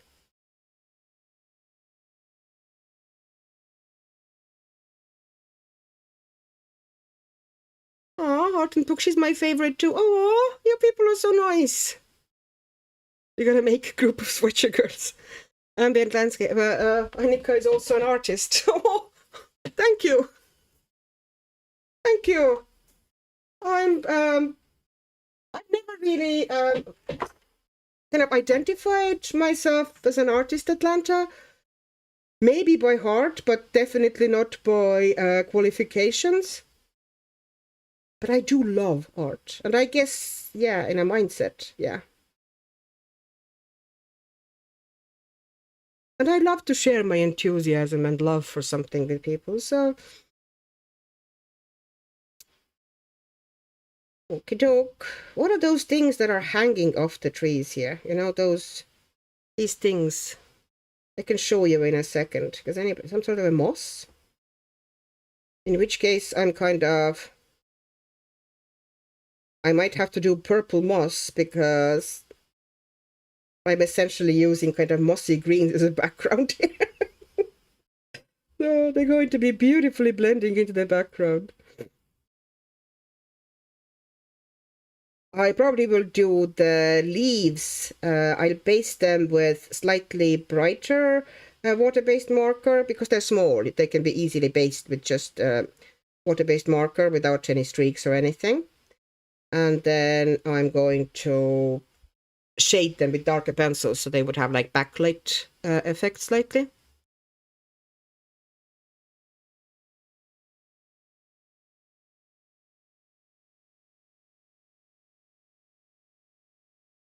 Okay, so Art and Book, so true, you can't go by the caps or alcohol markers. No, no, absolutely not. I think the closest that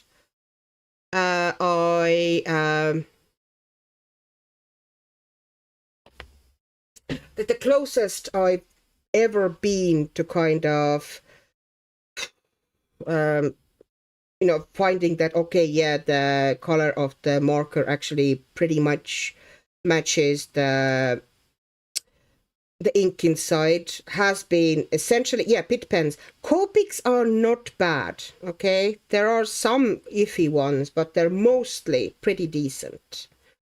But no, no, no, no, no, no, no, no.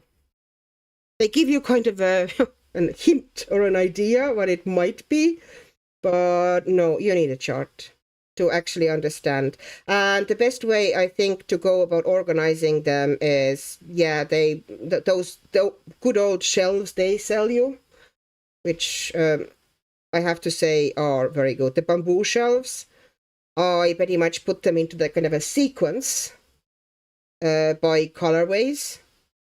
And then they're super easy to find. I have a chart which gives me a number, and then I just go by the sequence on the shelf. That way I find, I can grab the marker I need to find super fast. And it doesn't, because for a long time when they were in the bag, those big bags they come in, I was not using them much because it took me ages, to find markers. And it just frustrated me and I didn't want to deal with it. So.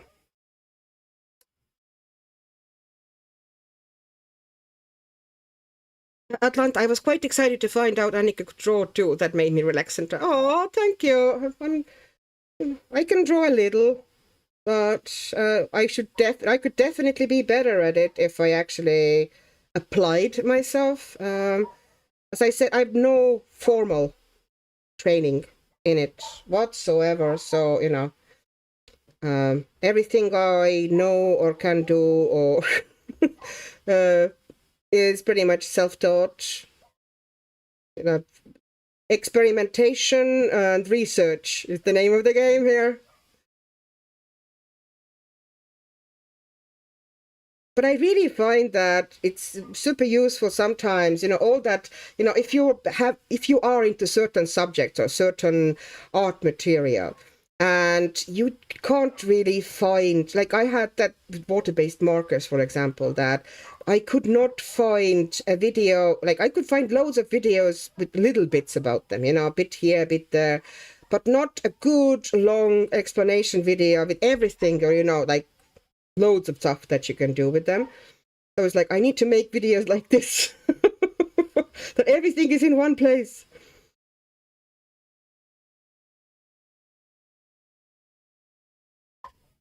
Yeah, see that background, okay, it's not the fastest because it wouldn't be fastest with any material you would do it with because, there's loads of small little areas. But I think that would be one of the fastest way to put down kind of a smooth background. And I don't think anything needs to be done with that background after it's finished.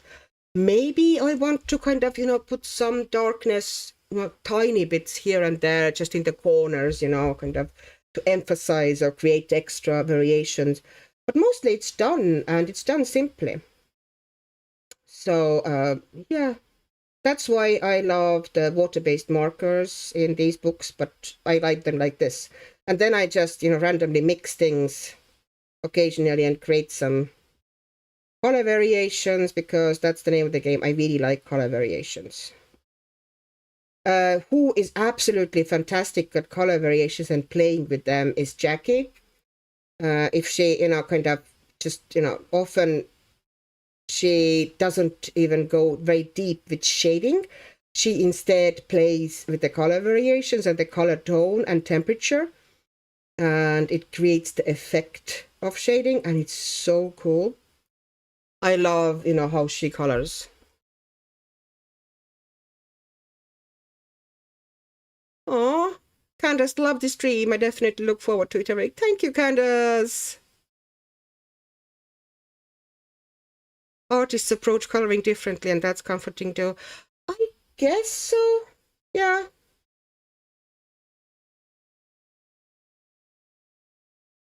Maybe it's just, we're not that stuck on the, you don't get stuck on the line art that much or the rules, how it should be done, or like a lot of videos, especially for beginner colorists, you get those videos that, everything you need to know as a beginner colorist and how to blend and, those. And people who come into this hobby often watch those videos, which is, great as a beginner. They are a useful place to start. But often people get stuck with, I have to color that way, that I have to color, I have to have like my, 4 gradients of the same color. And, I have to have those super smooth blends. And I don't think you do. Super smooth blends do have their place.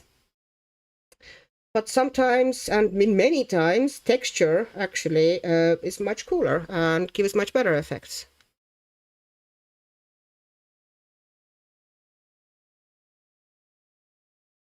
Okay, I'm going to look at the chat now for a second. Sorry if I'm quiet, because I've been behind the chat now and I don't like to miss anything. Emma, I do swatch, but the swatches are in whatever notebook is close by at the time, so they're all in different books.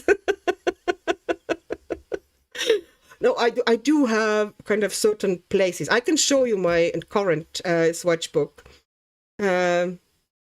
Atlanta, I'm an artist and I'm identifying you as one. Thank you. Lucy, I don't make combos either, but I swatch everything to familiarize myself with the materials. Exactly, that's what the swatching is for me. And I know, for example, that, I don't think Jackie, for example, from Spearham Studio, I don't think she swatches much at all. So, you know, it's very, very individual once again. Oh, thank you. Leaves hang from trees.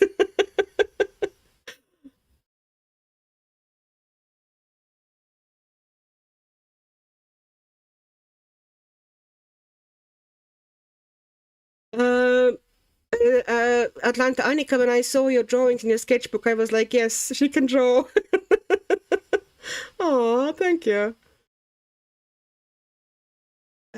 I really wish the Saturday night group had a private chat place. I know Annika said she's not good with Facebook. I'm the same, but still wish we could share ideas and pages with each other. Instagram has a chat. Yes, Atlanta, that's great. Or the community tab here on YouTube. I don't know if you can chat on community tab. I've never actually looked into community tab properly. Can you chat there? Instagram has like a private, chat groups where you can just, chat around and, toss around jokes and, I don't know, occasional memes and coloring pages as we go on with them. Those are great. I love these. It would be actually fun to have one. It's just, how do we get people together and people's Instagram names, Emma, hey, you didn't tell me you could draw, Annika. I can a little, but I don't draw much nowadays. I used to, much more. That's, how it kind of started. I did want to kind of draw more. But, I was drawing mostly for kids. They wanted me to draw Pokemon, so I draw Pokemon. There's a lot of Pokemon drawings in different notebooks and sketchbooks in this house. Most of them have, kind of been lost to the time. I don't have, this is the thing, I'm not sentimental with anything really, which creation-wise, if I'm tired of the book, I can give it away with all the pages that are done in it because I'm done with the book.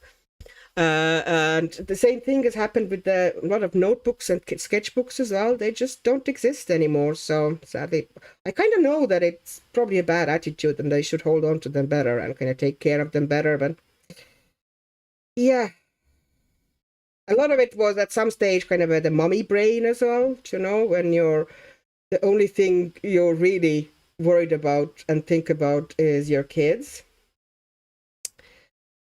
There definitely was a period like that. I'm not saying that I'm still not thinking about and worrying about my kids, but, they are a bit bigger now. They can cope a bit better.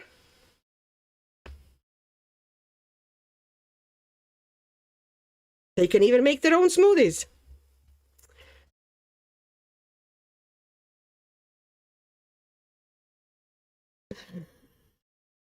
Instagram groups are very easy to create. It's just we need to kind of get people together. What you can do, I can create a group and you can send me on Instagram a PM, direct message and ask me to add you to the group as well. And, I can add you. Oh, Emma, yeah, your tiny wee girl cat was run over on Tuesday. Oh. Tuesday is the new Monday, yes. I'm sorry about that, Emma. I told you already, but I'm really sorry. And I don't understand people who say, oh, it's just a cat. What do you mean just a cat? You're just a human. What relevance is that? Just a cat. Oh, sorry. I get grumpy. We could have a sign-up sheet, like someone can take a lead and ask for everyone's Instagram name who wants to join in. Also, once you create a group, it will have an invite link, which can then be sent out. Yeah, the easiest way is to have one person, let's say, saying, no, send me the request on Instagram to add you to the group. And then they create the group with a couple of users and then add everybody else in with invite links. They send the invite link and people just join. That would be the best way to do it. But I'm just kind of warning that, I do try to be somewhat active in the groups I am a member of. But obviously, I sadly, until I win the lottery, which any day now, I need to go to work and also, cook dinner, take care of the family. So I might not be as active as I would like to be in the group, but I do definitely, participate in them. But yeah, the real life kind of, it's a bother, really, the everyday things.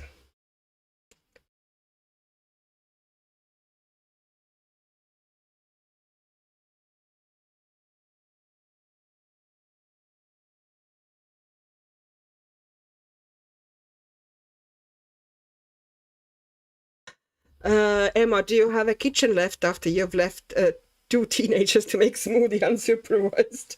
No, they're fine at it, actually. Maybe I've been moaning and, shouting about tidying up after themselves quite long enough. It's not like, they do rinse all the bits of the appliances they use. They don't necessarily always put them away, but it's mostly clean nowadays. Yeah, I have to say that it could be so much worse. Okay, maybe I should lean towards more indigo here at the bottom. If I don't like it, I can always put some more green into it, but I might transition to a slightly different color at the bottom. And it would be more interesting to do it at the bottom than at the top, where it would have been the first place you'd expect it to go blue, towards the sky.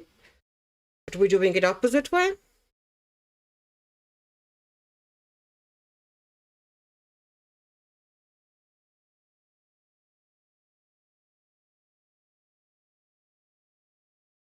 Atlanta, me too, Annika. I work and have a family, so we're all good.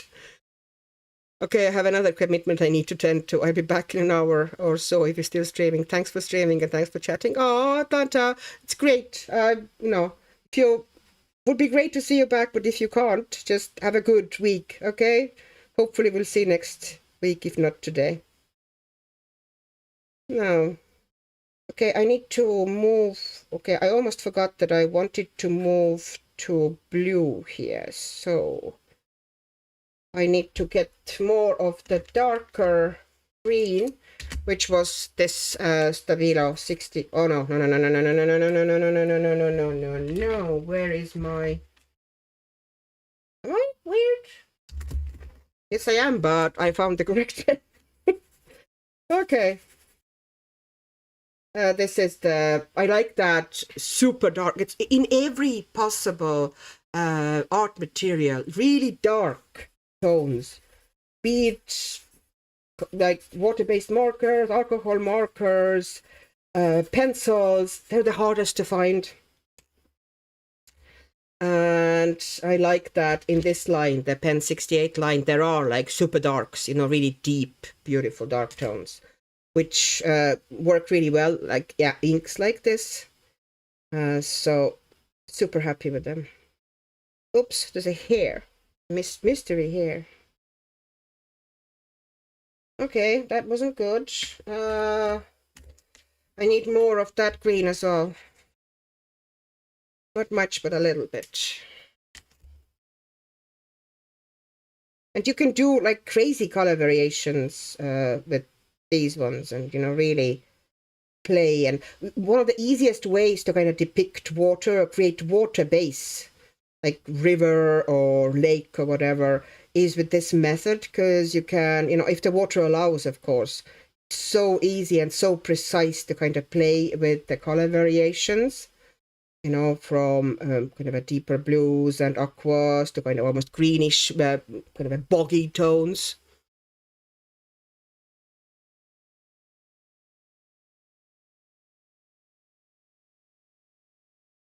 Oh, Emma, it was. I've got photos of them fast asleep together. Oh my gosh. Yeah, I know. And you said he was so upset about that as well. That, yeah.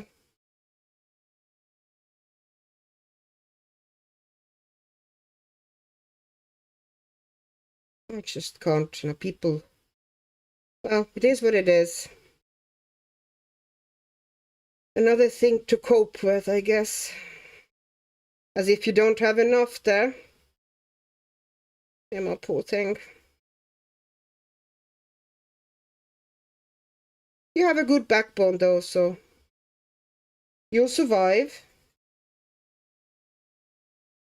Okay, I'm going into blue here. I don't know if it's going to look good. I can always go over the blue later on to see, you know, if it works for me or not.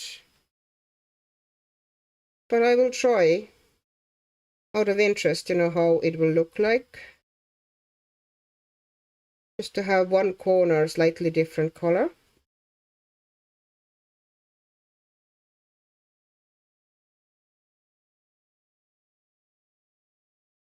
YouTube website or app. I can't see much, like I'm in OBS, so I don't really see much anything. You know, chat related, you know, how that, like it's very basic for me here. I just see what you're saying and, you know, I'm glad for that.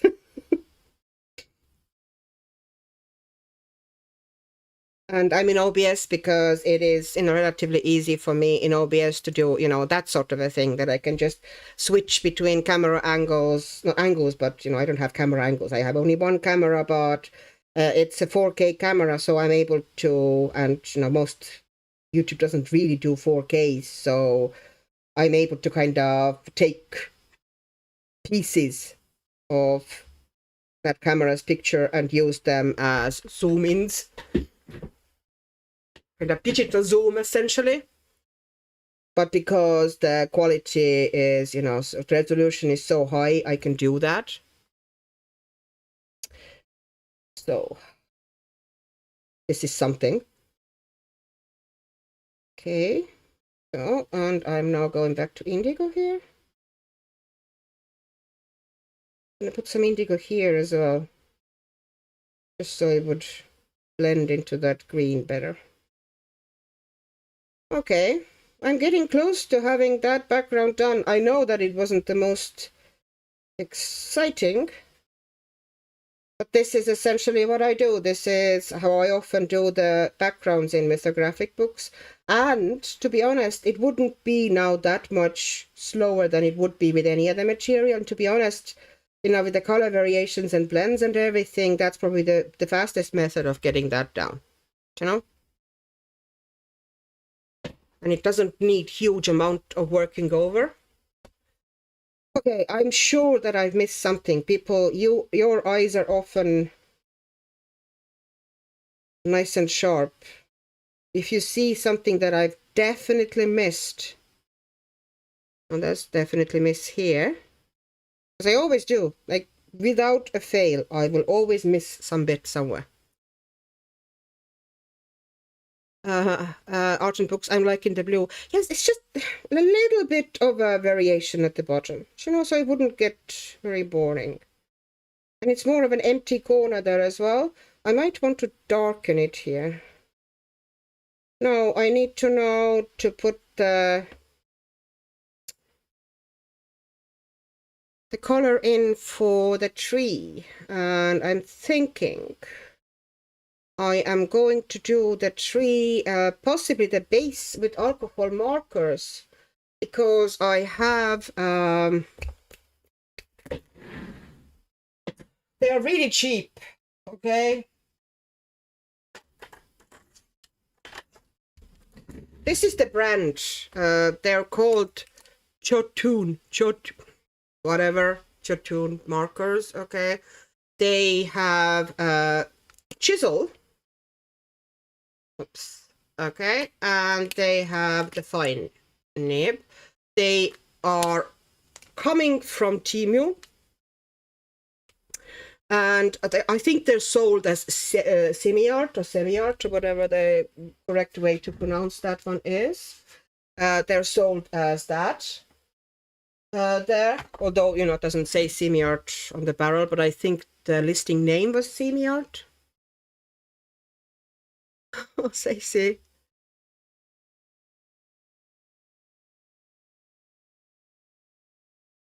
Andrea, oh wow, coloring for cancer is nearly 7,500. It is wonderful, isn't it?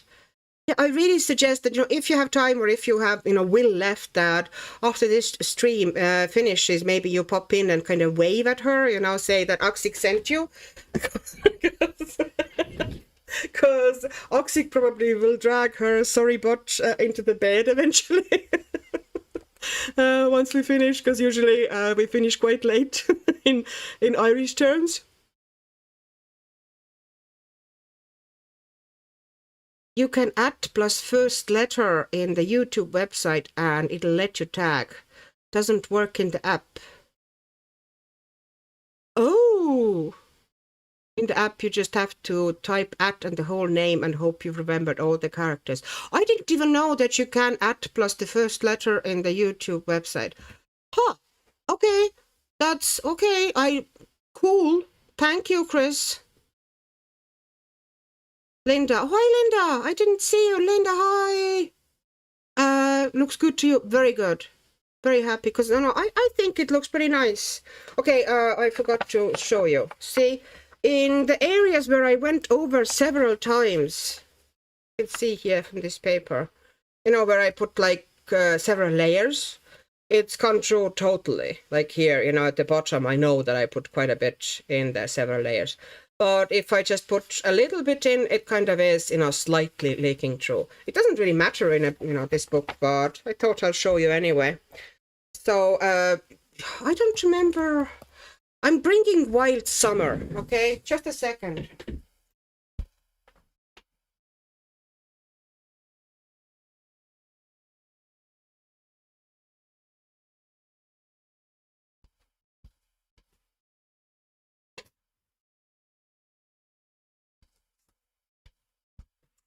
This it is. This it is. I'm becoming a Yoda now. The late hour. This one is the Chinese paper. This is one of my favorite books, and I've done that method with mortar-based markers there a lot. And this one is printed in China. And the paper, that would be my favorite mythographic paper. You can even feel it. It's like if you take them in, I'm going to come to the main camera, or the main, you know, bigger, wider shot. Like even if you take it between your fingers, like this paper, the new paper is definitely thinner. This one is thicker. It's kind of sturdier paper. Although I have to say that although it's thinner, it so far still has stood up the water pretty well.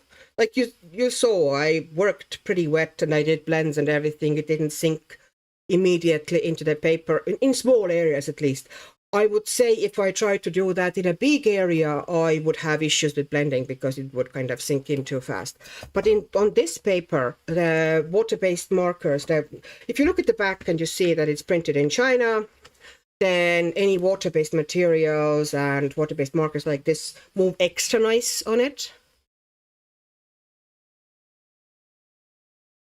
Stacy, I wish I was better at finding Korean and Japanese artists. The only way I know is what channels I find, yeah.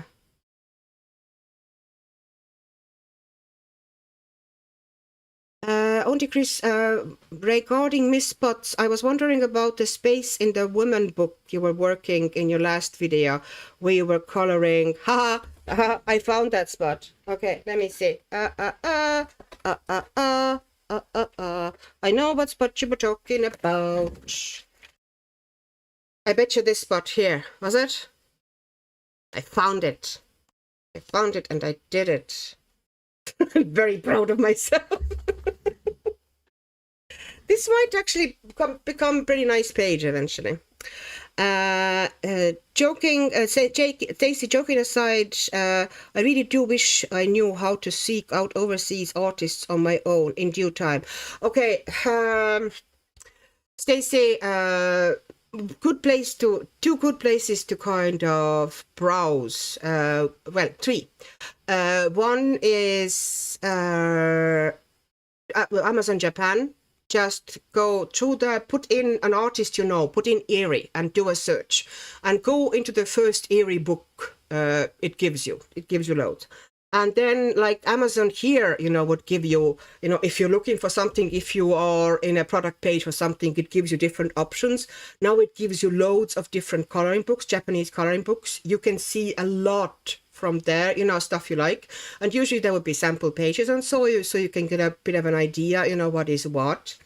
Then another place you can find is, I don't know if you do AliExpress, but if you do AliExpress, then to put in coloring book or adult coloring book and then scroll for a while until you get kind of like a Chinese coloring book. You can see that the Chinese, not one of the loads of AI ones that they are selling or the fake ones, but you can see it's a legit Chinese coloring book. Go into the same thing, go into it, and in that listing, you're going to have loads of suggestions. Then when you scroll down, to the pages to a similar coloring books, you can get ideas from there. Then myself and Maria, every month, we are running this tag called Japanese Korean coloring 26, and each month we have a theme and we have a bit of a scavenger hunt, but it's not very strict at all. It's do one or other, or kind of just make pages fit the prompts, creatively. But every month, both of us also do kind of ideas for pages, and I'd say in our videos, both of us have a fair few Japanese, Korean, Chinese coloring books, and we kind of page through them and give some suggestions. Every month there might be different books and different pages there. You might have a look at these videos because you see quite a lot of the book in those videos, and you might find ideas, something that you actually fancy. So sorry. Maybe that's helpful, maybe it's not.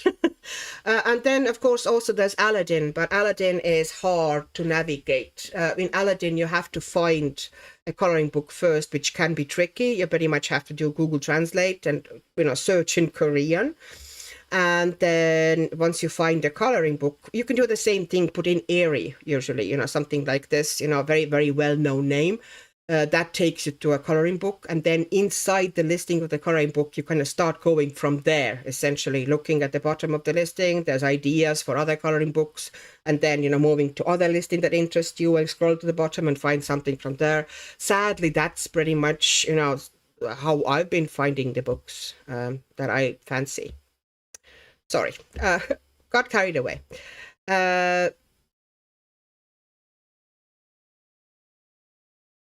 Oh, ponytail.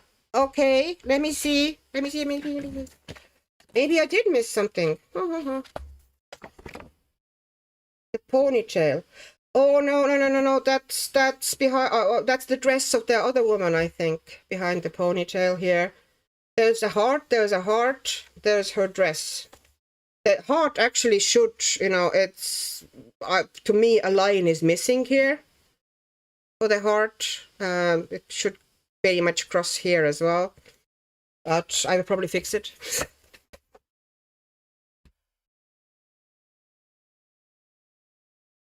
Okay, I thought it might be more. Okay,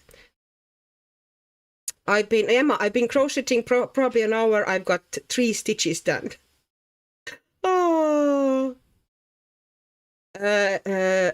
Andrea, a lot of people say that the new Wolf Moon Mythographic has the worst paper. I don't have it yet, so I don't know just what people said online. About it. Okay, I don't have an experience with that book, but I suspect it might be the same paper as this, because I suspect that they've switched the Polish paper. If they are saying that, then I have to say I've seen worse papers than this. Okay, I just saw a spot, by the way. Now that I have fresh eyes again, I discovered a spot. It's here. There should be. green here. Because it's, you know, the leaf here. Okay, I'm being a bit sloppy now, but never mind that. Yeah. So yeah, I put that one in there. So this definitely, but here I don't think so. No, I don't think so. So a piggy page.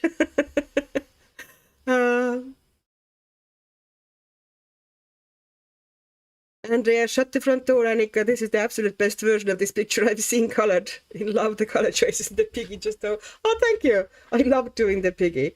This is Pablo's, by the way. Pablo pencils, definitely. Was it? No.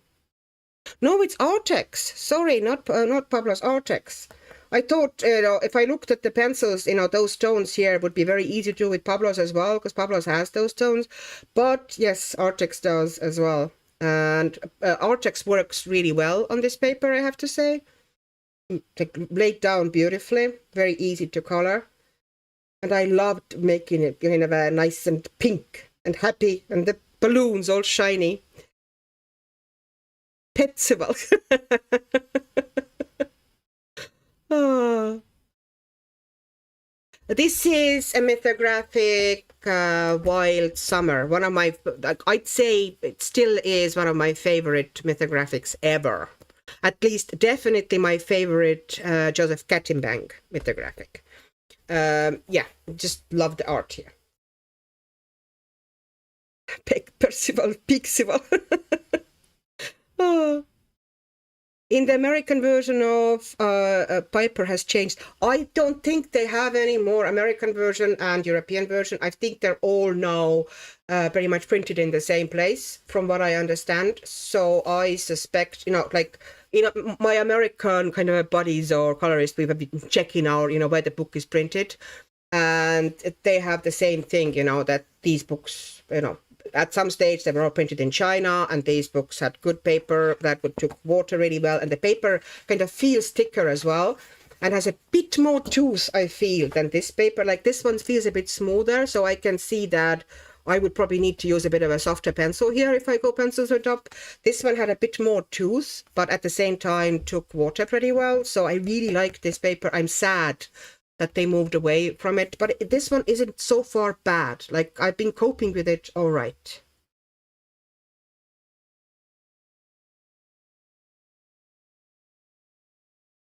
Dragon Spell is still on the Chinese paper, Emma. You said you got Dragon Spell on the other day. It's a stunning book, and the paper is quite thick. Yes, Dragon Spell was, I think, still Chinese. I think they moved away from around that point. They moved probably to Poland, because this one is printed in Poland, and the paper is different, yes.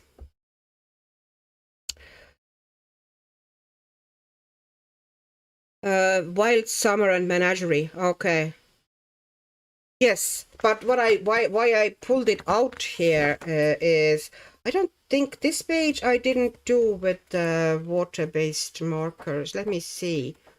I did a lot of bases here with water-based. This one is based with, a lot of it is done at the base. You can see from the back of it, like I did the same technique. And here, when I put more into the otters, you can see a little bit of a shadowing behind, but I put like a lot of water in. And, you know, this is the result when in other paints. Well, okay, the in-between thing, I did a gouache here, possibly, so, yeah. And Black Widow pencils here, this one, once again, you know, Black Widows, look how lovely they are.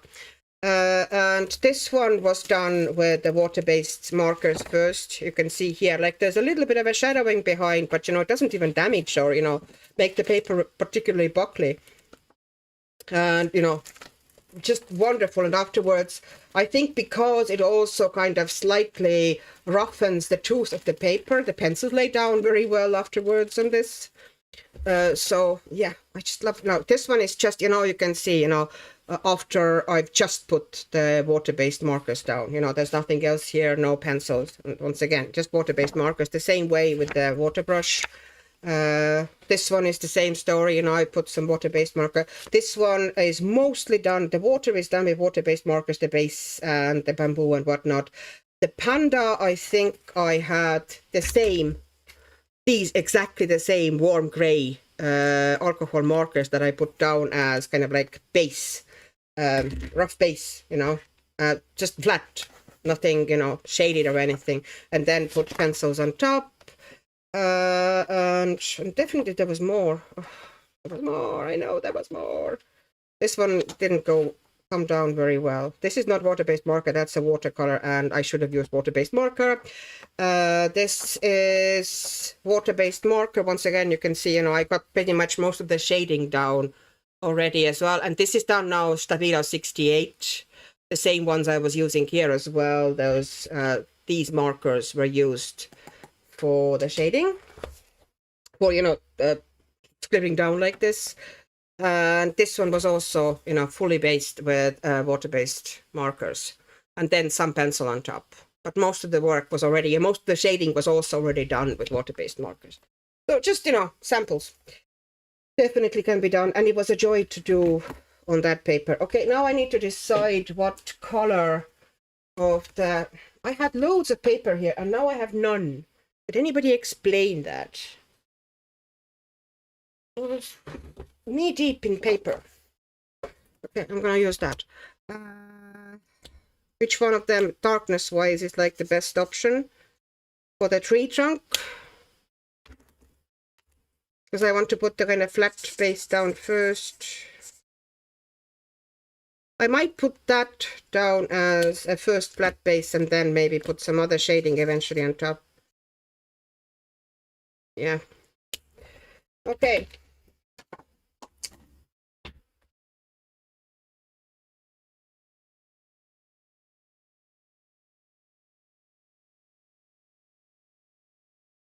Nothingness of everything I see. So same paper now, except Dragon Spell, they moved on. Yeah, I'd say after that, yeah, they moved on. I'm not 100% sure now what was the last, because I don't get every single book, okay? But I know that Dragon Spell is still on the good paper. And then after that, I've heard, you know, stories. Art and books, I only have Wild Summer and Voyage, both lovely books. Emma, I adored Mythographic books, but I don't have many because the amount of detail in them is overwhelming. I mostly just look at them when I can't sleep. That's Nothingness of Everything. That's why I hope they do more of the romantic fantasy series, because less details overlapping. Yeah, this page, actually, this book is, to be honest, a lot of pages are less detailed. If you look at this one, you know, it's not too bad. But I somehow managed to choose one of the pages that is actually quite detailed comparatively. It's still not like, sometimes Joseph Kattenbank especially can get like crazy fiddly detailed. And, you know, it can kind of drive you a bit nuts. But, yeah. Love the art and books. Love the panda page. Yeah, I like the panda page as well. It came out nice, I think. Red panda. Yes. Please note, I found 2 bears in the book and did the 2 bears because I just love bears. Yeah, and it shows, obviously. So I'm not being particularly tidy about it. If I go a bit out of the frame, I'm not going to be crying. Actually, I might want to go darker. To be honest, I think I want to go as dark as I can. At the moment now I'm looking at it and no. I want the background dark. I might even take the darker marker than this. Yeah. I want darker. I can always bring some texture in afterwards with, yeah, that's better. Texture in afterwards with pencils. But it's easier to create a glow around these medallion things if I have... Now that's a... I kind of feel that one is too dark now. I'm happy with nothing at the moment.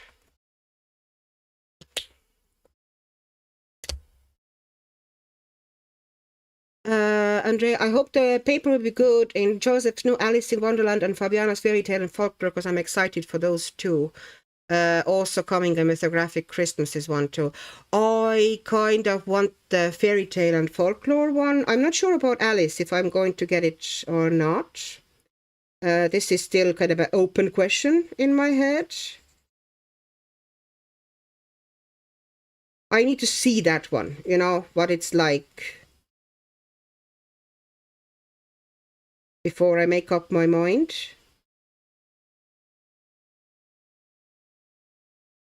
Yeah, that will give me that it's not over dark, but it's dark enough and it allows me to create a nice glow really easily. And also, because it's so dark, it will bring the girl forward. The girl with a bow.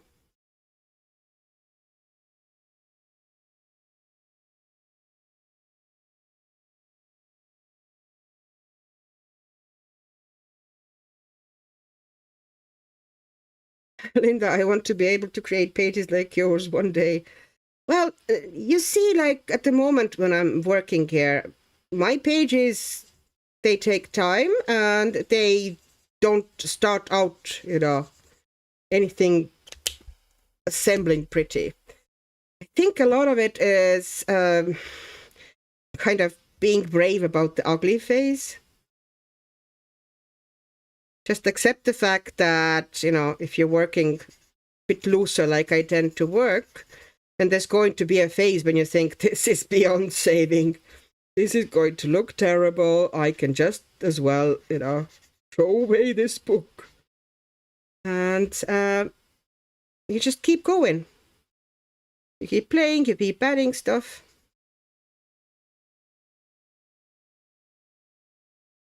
And everybody has that, like, everybody has their own style anyway. I don't think we should necessarily aspire to be exactly like each other. Because often I see people saying, oh, you know, I wish, you know, I was doing this or that, you know, like you are better than you. And then I look at their pages and say, you are doing it fantastically like you. You know, your pages are fantastic. They're in your style. Embrace it.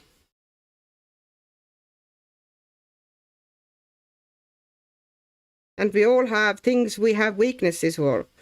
You know, some of us love very airy, delicate, kind of a lot of white space, but kind of, let's say, deep shadows, but a lot of white space, you know, that really delicate style.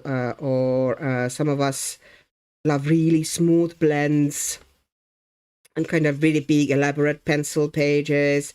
Some of us love, you know, like very loose watercolor effects. You know, some of us love very painterly pages. It just, a lot of it is, you know, matter of taste as well. I kind of hate a little bit those tiny mushrooms here, because they're going to be a pain to color around, and also they're going to be pain to color, because, you know, they're going to be almost invisible. I almost have a kind of temptation to color over them and just create the texture on top of them and ignore their existence.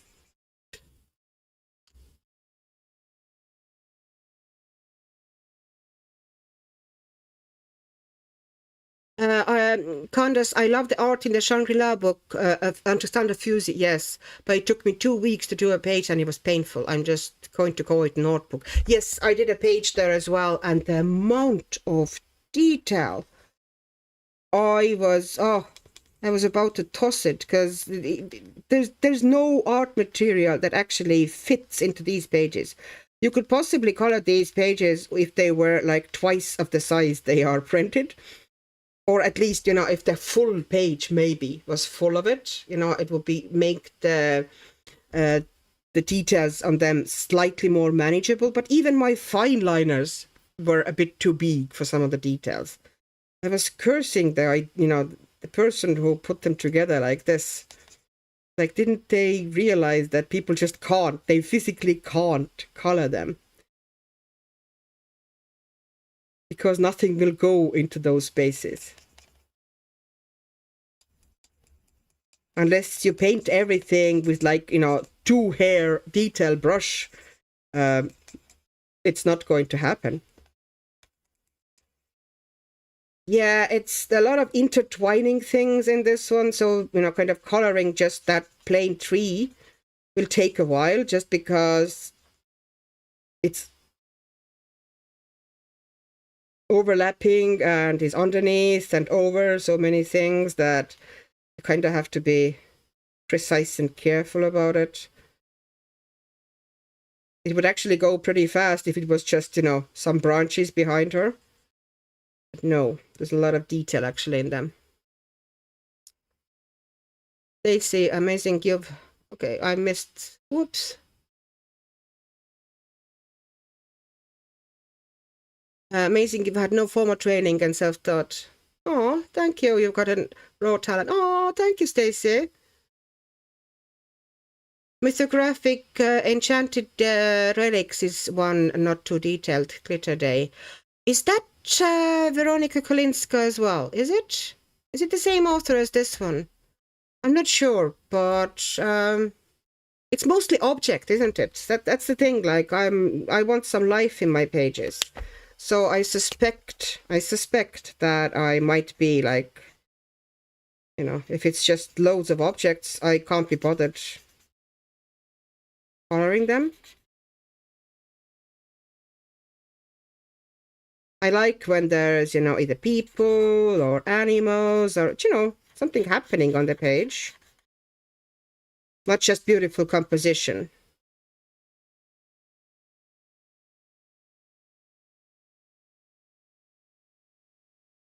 Okay. How to fit your chisel into small spaces. It just goes so much faster with the chisel. Honestly, Emma, at this point, I'm more of a collector of coloring books. It used to be old-fashioned recipe books. Now it's coloring books.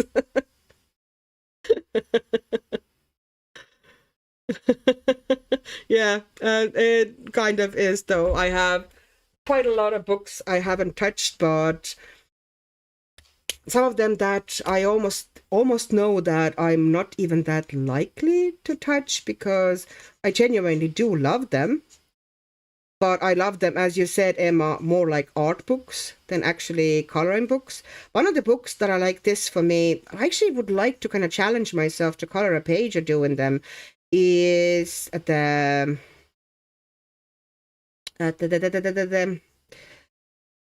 Forest Girl books. Apple is the artist name, I think. They're Korean books.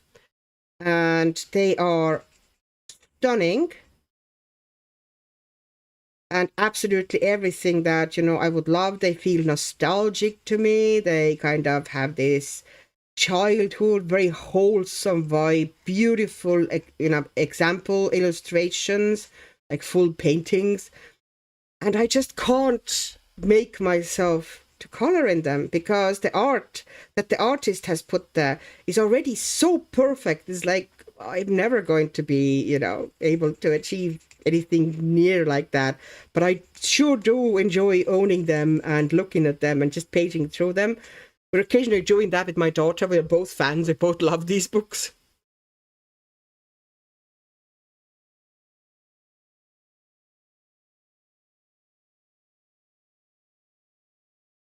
They say, I need to grow up one of these days.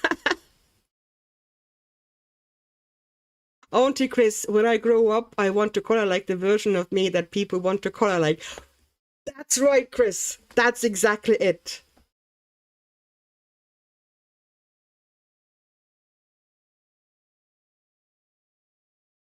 Candace, yes, and the quirky details are what makes the Shangri-La book cool. I agree they should do a zoomed-in version. Yeah, it's just, you just can't color in it. This is one of the books that I actually gave away because I was so annoyed with it. Like, I genuinely liked the art, but I could not color it. And I wanted to. Like, it wasn't the sort of a book that I'm in absolute awe and, you know, I don't want to touch it. no, I just want to look at it. No, I like looking at it, but I genuinely wanted to color it. Like there were some really interesting pages, but I just couldn't. It was so frustrating. It's like, nope, never again. Curious Minded Sick, I've been listening and reading chat while doing my house chores, and I'm relating so much to the conversation. I have a comment about being an artist. Artists come in all sorts of varieties. I wish more of us were comfortable claiming the term. I think it's as much to do with sensitivity and how you see the world as technical skill. I think you're all artists at heart. Thank you. Thank you. And in that sense, yes, I agree. Maybe it's just that for a long time, the word artist was considered, it was so gatekept and considered so kind of a almost posh type of a thing. You know, it was a clique, it was elite club that only people with, gallery exhibitions and formal educations belonged into. And they did gatekeep that. Like if you tried to get into that as an amateur, not that I ever tried, but I've seen that happening to people. You know, if people just came in without any formal educations, there was a fair bit of sneering and kind of, they're not really a real artist type of attitudes. And I think people are still a bit wary and scared of that attitude, and occasionally art community can still be pretty gatekeepy. So it's not that much about being an artist, it's about definition of what is an artist, who is an artist.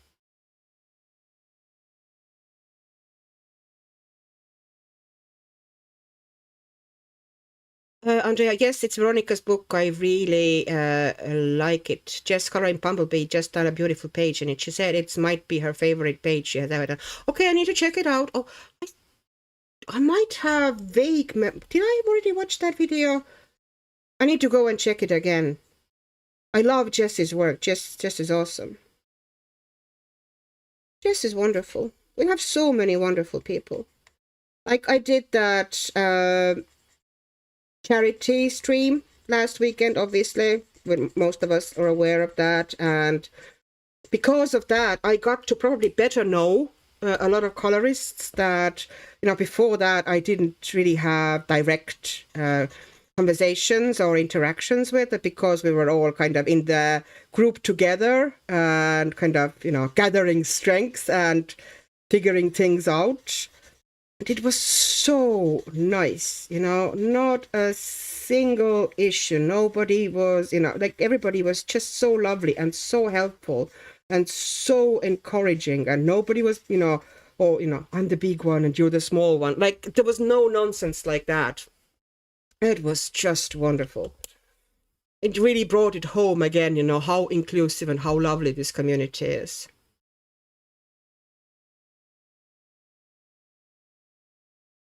Stacy, I hope I can find the discipline to carry a page through for a month or longer. Just bought Wild Summer. Wild Summer, by the way, for me, especially if I did the pages with that type of a base of water-based markers. Okay, this page isn't a good example because there's a lot of fiddly bits and kind of things going behind and small spaces, and it actually isn't a fast page. This is going to be, actually, I don't think the coloring of it will take even that long. There's a lot of elements and a lot of repetition here. So it will not be as fast page for me. But that book, The Wild Summer, it kind of, it doesn't look like it's not busy, but it actually, the pages go somehow quite fast. They just come together super easily. And there's not too many pages that have like, excessive amount of loads of repetitive details and such. So I found it like very easy to color. And it just, came so naturally. Everything just, kind of so effortlessly. That's the word. I was trying to think of the word, what word did I try to say? It was effortlessly. There was no wrecking your head in that book.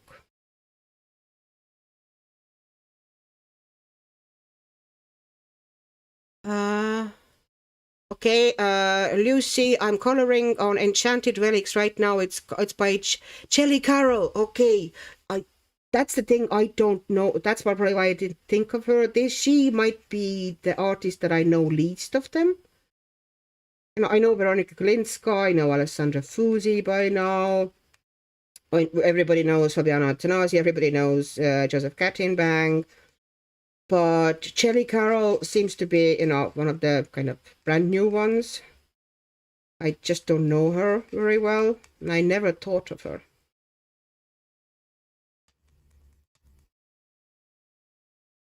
Oh. This is going to be a lot of just me coloring with one marker, so you're having a riveting content this week, I'm sorry to say. But the chat is good.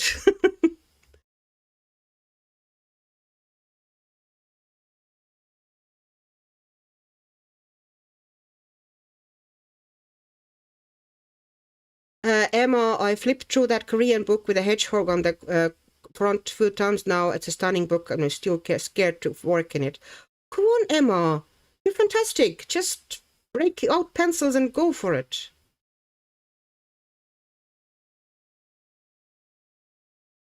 Curious Minded Secret. Oh, yes, it's definitely been a gatekept term. I'm officially too old to listen to those people anymore. I'm an artist. Yeah, a lot of it is about attitude. And also being kind of, in a way, yeah, old and kind of mature enough and experienced enough to not really care about those petty things anymore. Fitting in is not really something I really aspire to anymore. I think fitting in is the most important when you're a teen and you're a kid, in the kind of middle school and secondary school. You need to fit in. And if you're not fitting in, you can be ostracized pretty brutally. But the older you get, the less the less need you feel, the less you feel like you need to necessarily fit in.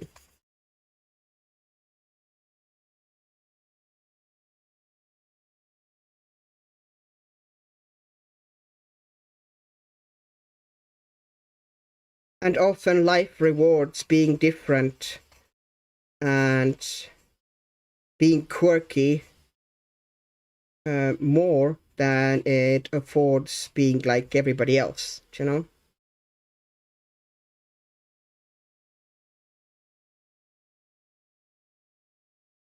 So, be proud if you're slightly bonkers. That's your greatest strength.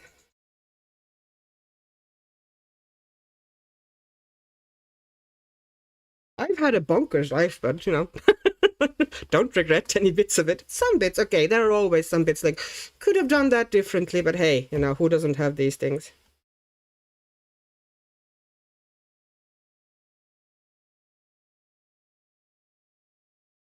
Art and books, gatekeeping is so annoying. Do what brings you joy. Exactly. And why do you feel need to beat other people back or beat other people down? Just do what you do well.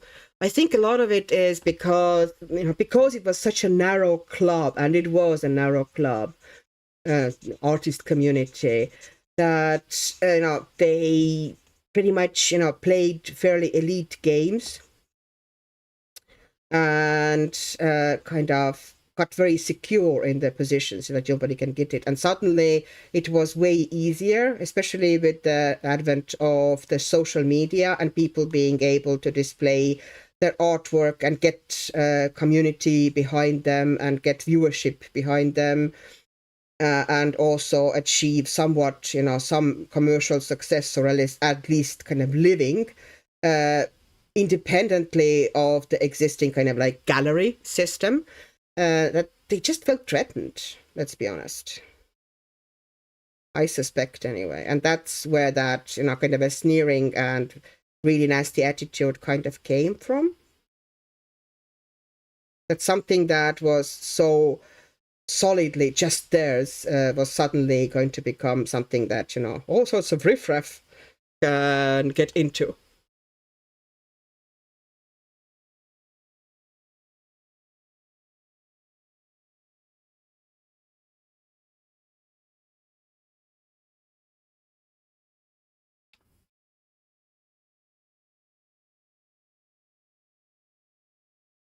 Emma, I think you're right. I mean, what we do takes a lot more talent than just duct taping a banana to a wall.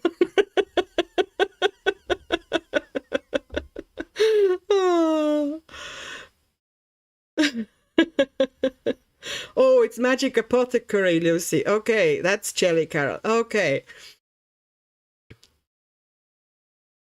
Andrea, oh, Valerie, don't even say it. I wanted to buy from Vinted that Hedgehog Korean book, but someone else bought it before I could. Oh, okay, there might be a conflict brewing there.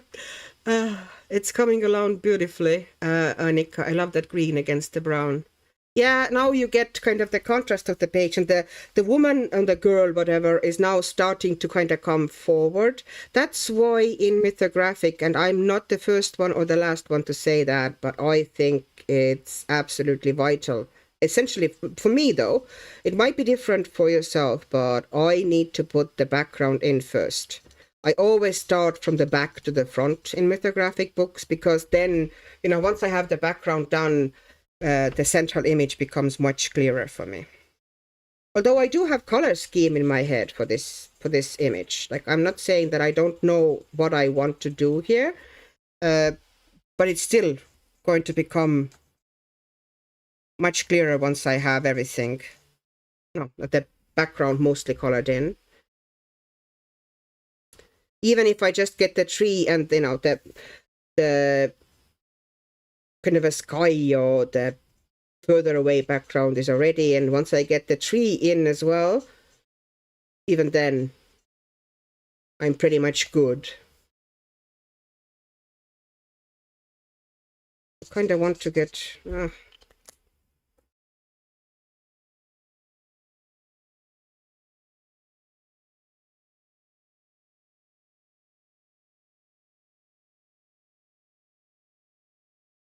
curious-minded seekers. LOL, definitely slightly bonkers here. I'm enjoying life much more now that I've embraced my differences as strengths. Exactly. Andrea and Emma fighting over a book. Not fighting, okay. No fighting here. I'm gonna break you apart. Emma, I don't fit in my village at all. I'm the crazy lady with the Houdini ferrets and antisocial dogs. Oh. Lucy, I think people confuse art with fine art. Fine art was always meant to be about elitism and gatekeeping. Yeah, I understand, yeah.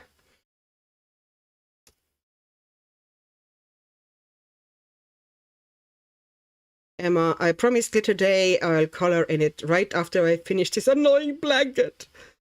Lucy, fine art is about generating value through creating commodity that is exclusive, but art, as a general term, is for everyone. Yeah, I agree with you there, yeah. But often, you know, even I, in my head, often kind of mix up the two in a way, you know. And it wouldn't be even as bad if it was just me who would mix it up in my head. But I think people in fine art community tend to mix it up as well and not be clear about it. And also, throughout the centuries, anything created by women has kind of periodically and absolutely ruthlessly, you know, being undervalued. As, you know, it's the difference between craft and art. You know, women, you know, if you don't work with oil paints, but you work with needle and thread and create absolutely wonderful, gorgeous thing, then this is not an art, this is craft, okay? Art can only be if you are painting with oil or you know, Bible scenes or, you know, mythical scenes, or I don't know, you know, to make, you know, work something in the marble, you know, chisel something out from the marble. But if you are working with more everyday, mundane materials, then this is not art. And who's to say that? Emma, what you are doing, you know, the blanket you are doing, It's your creation. If you make up all the patterns, that's art. It's just, you know, somehow women's arts are called crafts. And women's creativity is kind of somehow worse. Or, you know, inferior.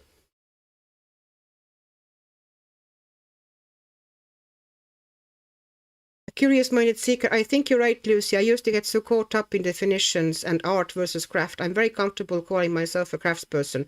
I love making things, seeing the art in that. Yeah, yeah.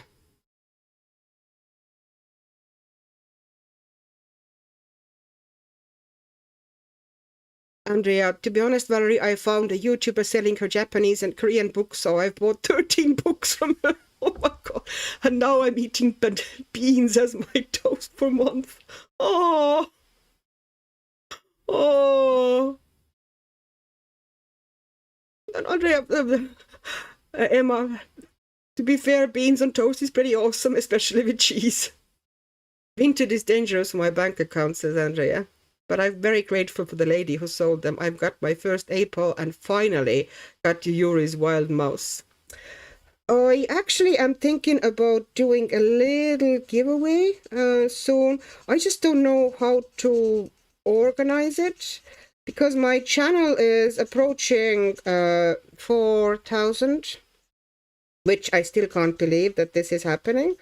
That's like beyond cool. It's, you know, only been a year, and yeah, that's really beyond belief, but yay. And I thought about doing a little bit, and I have, you know, a book or two already kind of ready to go, and it would be at least mostly, I think, you know, well, not a huge one because posting is so expensive. But, and I do want to make it international. I don't want to just have it, you know, like Europe, because that would limit, you know, things. And, you know, especially considering a lot of my viewers are overseas. But there are, of course, countries that I can't send to, just, you know, because of the restrictions at the moment, political stuff.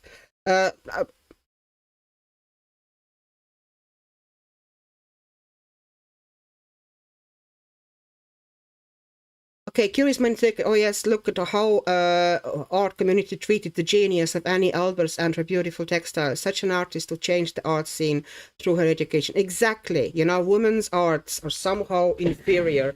That's because art community has been very strongly dominated by men for centuries.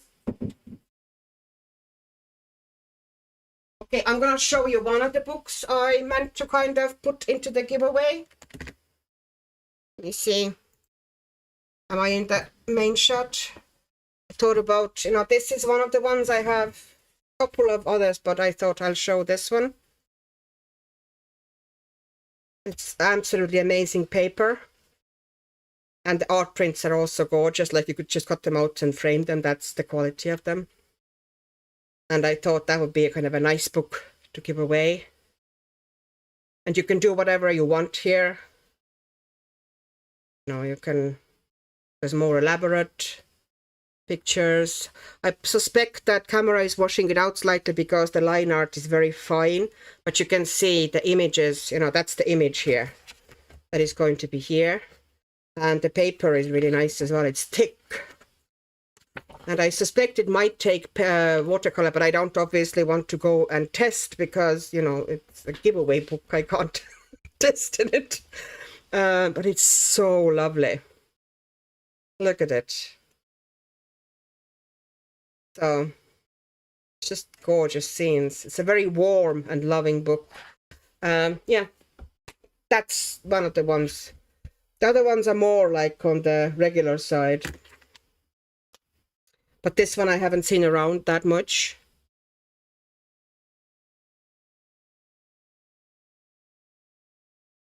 Yana, oh hi Yana, you home from work? Hi. How was your day? I hope you're fine. I hope the weather has eased up on you a little bit there. Stacy, oh my gosh, Annika, thank you. That was super helpful. I really was lost to how to navigate, but yes, the suggestions. Thanks for info on your Japanese Korean tag as well. So I appreciate it. Yeah, Stacy. Hopefully that helped. And, you know, that would probably help you to kind of hunt down things. Lucy, people in the fine art community think only what they do is art. That is true. Yeah. Yeah. Emma, I agree. There are some brilliant female artists. Charlotte Bronte published Jane Eyre on the male pseudonym at first. I'd love to see history through women's eyes. A lot of time it would be pretty dismal, at least for a modern kind of sensibilities. I would not want to be a woman. Like, you know, people saying, oh, I would love to be a heroine in the Regency novels. Like, no. Nope. No. I do not want to. Because at that era, especially, you know, in the like Regency England, when they're mostly based, once you got married, you were literally your husband's property. Your kids were definitely his property. And anything you owned prior to marriage became automatically also his property. So no, thank you. Why the hell would I want to go there? We've come such a long way. You know, people who sneer at, you know, feminists and kind of, you know, uber feminism really do not appreciate how much they have done for us, the first feminists. A Curious Minded Seeker, that's a beautiful book. Emma, I really admire textile art. It is the only reason I'd love to be able to sew. Yes, there are some absolutely stunning things. And there are some clothes I've seen, occasionally even on Etsy, that are legitimate. They're art.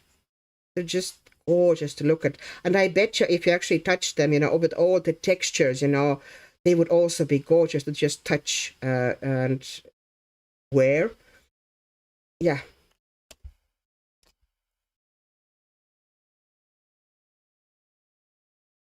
I think a lot of things should be art that are not, for some reason, called art.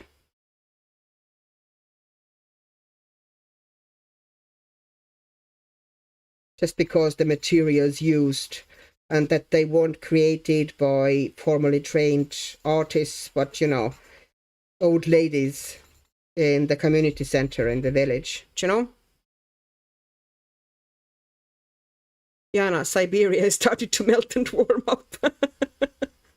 Oh, I'll throw in this blanket to the giveaway, says Emma. Oh, how kind of you.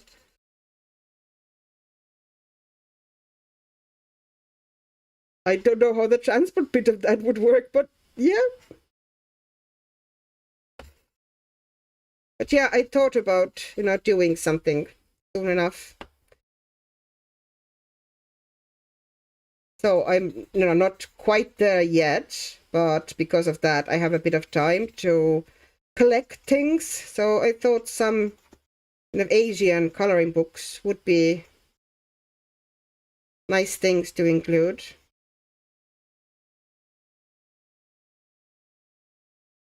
Emma, oh heck no, I don't want to be a heroine. You have to wear a corset. Jana, I have Olympics on. What's on at the Olympics at the moment? Isn't there a night time at the moment in Italy?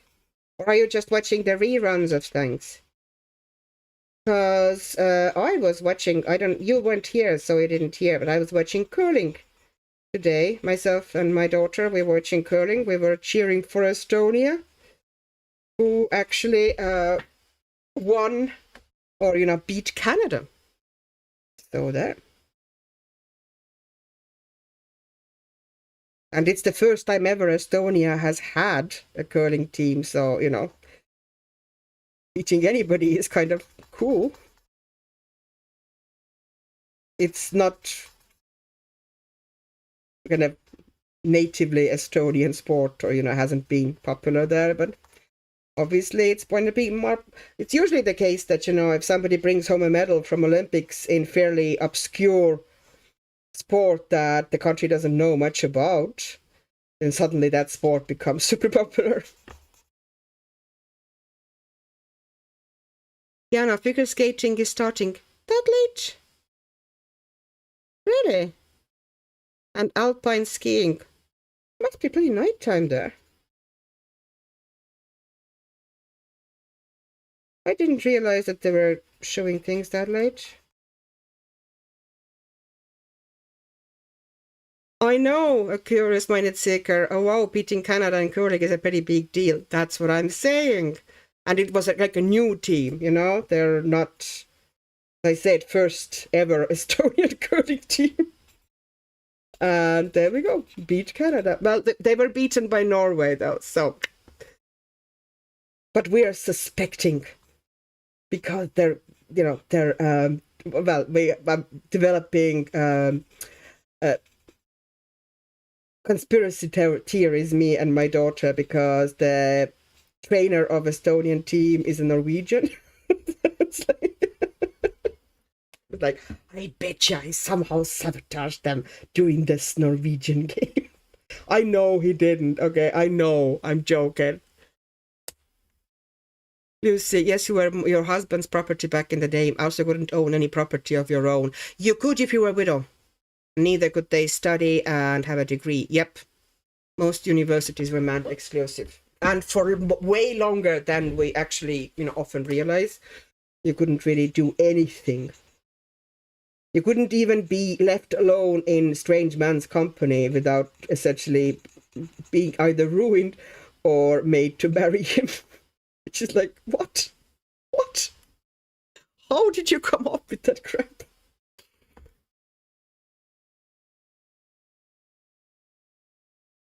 Emma, I've got a hole in my yarn box for the cat, and now it's her favorite place to sleep. Oh, well done, Estonia! Yay, go Estonia!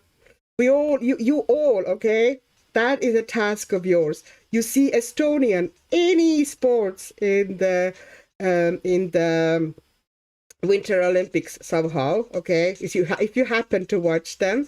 And unless they are against your own country, in which case you're allowed to cheer for your own country. But if they're not, then you have to cheer for Estonia, okay? Because it's such a small country, and it would be so cool if they brought at least some medals home. Like, there's not huge amount of resources or facilities. You know, there are decent amount considering. Winter Olympics are more of Estonians' bread and butter than kind of regular Olympics, obviously.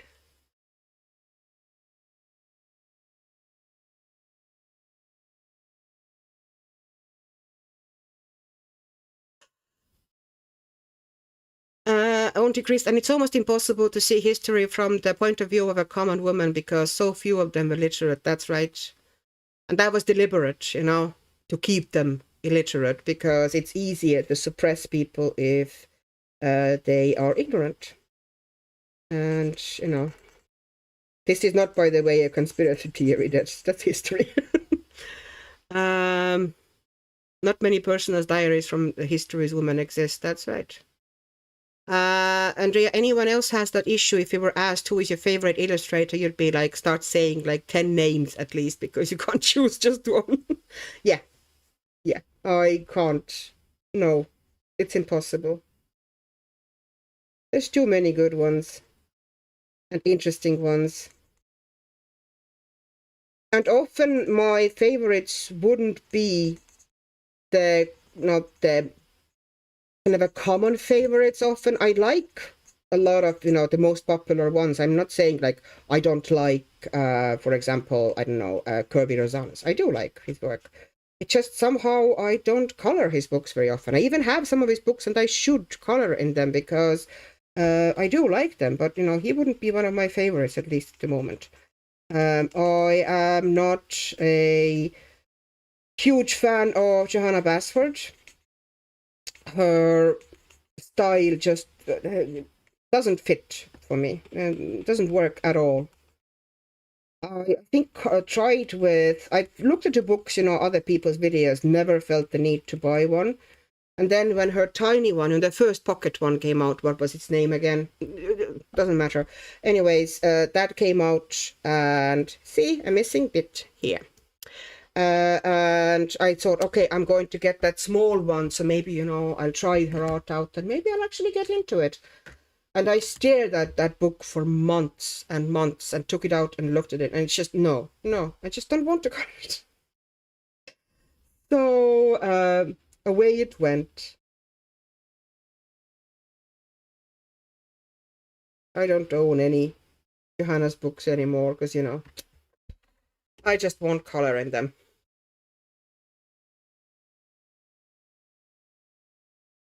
Jana, skating is team event short program. Team event free dance and alpine men's downhill. I think Latvia is still in the running in hockey. Go Latvia! That's right. Estonia, I don't think, has a hockey team, so it's okay to cheer for Latvia. Yeah, there's too many beautiful books to color from. Candace, any tips on getting Albrecht Durers to activate or blend smoothly? Either I am doing something terribly wrong, or it's perfectly normal to be on my 47th layer. Using layers like wood and poly. Okay, blah, blah, blah, blah, blah. Oh, hi, Mel. With the very small Tombow water brush. Art and books so sad being sold into marriage. That's still happening in some countries today. Quite a few countries actually. There's quite a lot of countries that women are still inferior sex. Go Estonia, that's right, Lucy. What paper are you doing this on? They do blend smoothly, but some papers make that impossible. Okay, yeah, the same story here. But then again, I am not the correct person to ask about watercolor pencils. I need to work with those myself more. But what I have noticed is that they are usually better in smaller areas as opposed to bigger areas. If you try to do very big areas with them, you know, kind of bigger blends, then you need to have fairly wet brush and you need to kind of work softly so you wouldn't smear them. It's more of a like dabbing motion and do it fast. I don't even know how to describe it. I would need to kind of put something down and show.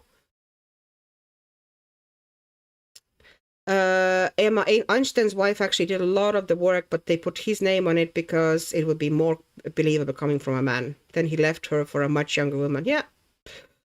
Stories. I often wonder why we bother with men, to be honest. There are some good eggs, though. You know?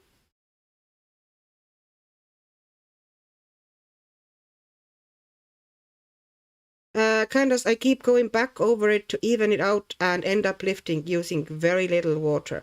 Okay, what paper was it? Because that's actually important. If you are, okay, Durers or, it's not a good picture for showing, but it's a piece of paper. Okay, where's my watercolor pencils? I'm taking Mondeluz's, but you know, same story. Okay. So I'm putting down fairly strong layer of this and this.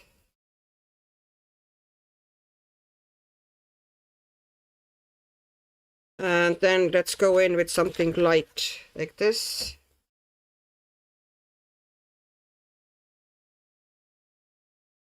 Okay, I'm taking a brush. But then again, once again, I might actually do a horrible job because I'm not particularly expert. Okay, I'm lost on my brushes. I have like million and I'm looking for a specific brush. Okay, I'm taking my soft brush again and my pumpy bottle because I can't be bothered taking my big bottle out. So I have this pump bottle. If I only want a little bit of water, then I do this. And I have a little bit of water. I only need it really for wetting the brush.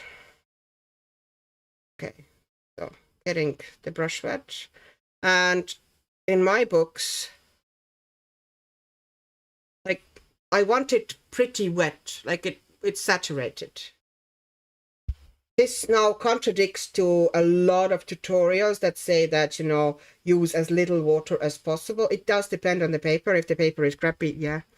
But you're essentially working with quite a bit of water.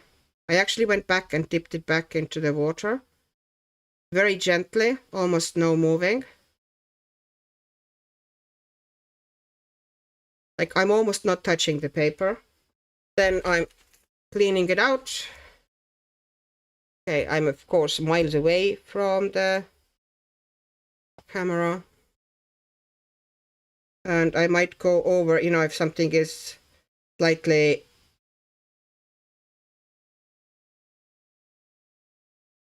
then I can move a little bit, but I'm keeping it wet.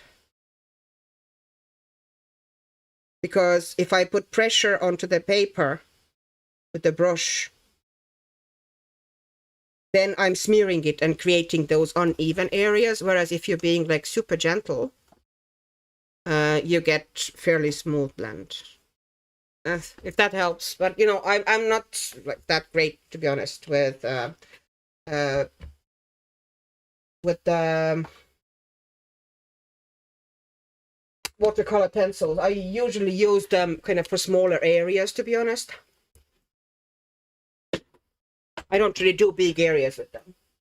I don't think they're worth it. They are more so precision tools for me than kind of, you know, using for backgrounds. Neocolors maybe, but even they, like, you know, I then prefer to just grab my watercolors. Okay, so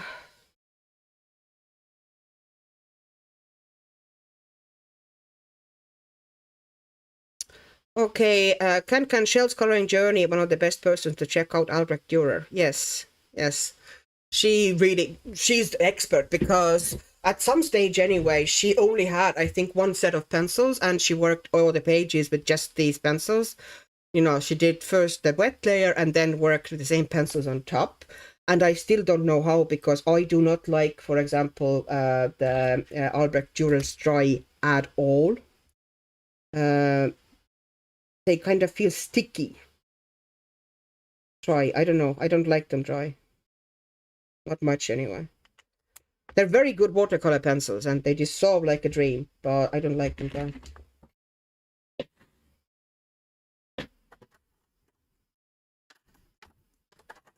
I'm losing everything. Okay. So we need to do the leaves now, and the leaves, and what is it, whatever that is, moss of some sort, hanging off the trees, those things, because the leaves are these, but there's those little like wisps hanging off the trees. So I guess they need to be a different green. I'm going to make them maybe like, is that the green? Oh, I'm going to do leaves with these.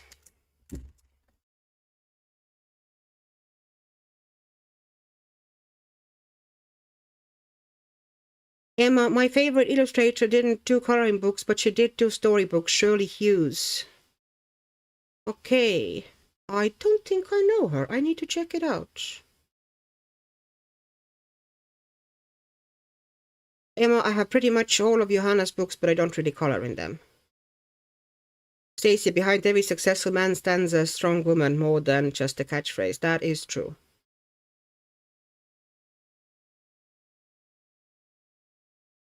Can, yes, it's a very big area. Of course, I did that. I think Inktense might be going on top of this point. I would rather grab like watercolor, or, you know, something that you can pick up purely with a brush and try to fix it with that, than, you know, fight. Yeah, that's a good color for the leaves. And now, because the leaves are so small, I'm absolutely fine putting that in with the water-based marker, even if there is a tiny bit of streaking, which it won't really show in a tiny areas like this. But even if it's there, there's going to be a bit of a pencil on top. Not a huge amount. I'm not going to go into super detail with these leaves. I'm going to just basically put some sort of a shadow in the middle or at the bottom I'm not going to overwork. Hopefully I won't over. Sometimes this is last, kind of famous last works. I'm not going to overwork this page. And 2 weeks later, I'm still creating veins onto tiny leaves. But no, I won't do that. Thank you very much. This would drive me nuts. But it's a good color. I like that Pen 68 set, Stabilo Pen 68. They have quite a few of those more natural colors as well, not just very kind of a chemical, harsh, toxic greens. They have very kind of earthy greens as well there in the set, which can be a hard find in a lot of sets. But I think super tips also, like I don't have super tips myself, the 100 set, but from what I, if there's that many markers, I'm pretty sure there's some, more earthy greens there as well. And it's not just kind of endless primaries. I would hope so anyway.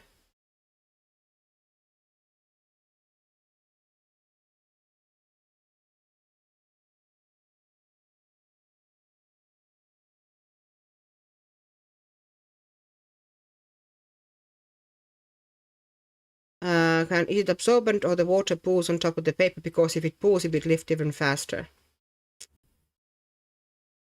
And it's absorbent, but I think the small amount of water was definitely getting me. The small amount of water is basically you had very little water and you activated it basically by rubbing it. And by rubbing it, you created more streaks. So I suspect that was what happened. But, I wasn't there, so I don't really know exactly. But things like that have happened to me, so I'm talking from my own experience. So I've learned that, if it is slightly bigger area of the markers like watercolor pencils like this, then I need to just work with a wetter brush and with a very gentle touch. That I don't rub them very hard, and then that I won't get as many streaks.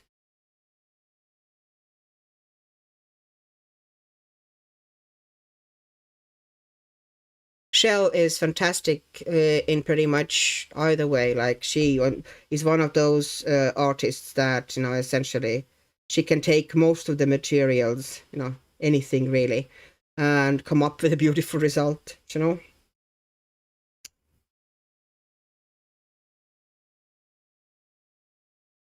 Because at first, when she started, she was pretty much, doing essentially only Durers, but she, keeps evolving and trying different things, and that's so cool to kind of see that, how she discovers different things and tries them out and then does awesome stuff with them.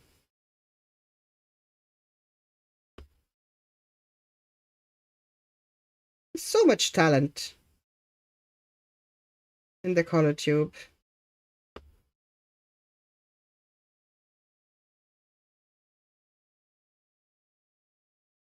You're good wet to dry, yeah.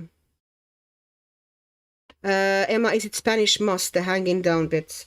Yeah, it might be Spanish moss, but I don't know what color to make it because I'm not really keen on another green thing, hanging there. So I might go with kind of like almost like something like dusty lavender, kind of make them weird color. I don't know. I haven't decided yet. I might even leave that to almost, one of the last bits when I decide what's going to happen with these hangy outy bitties.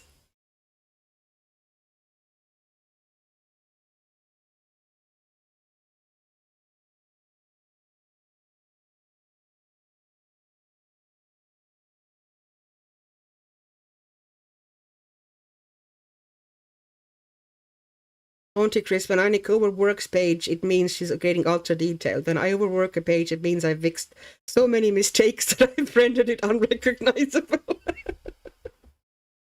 Oh. Oh.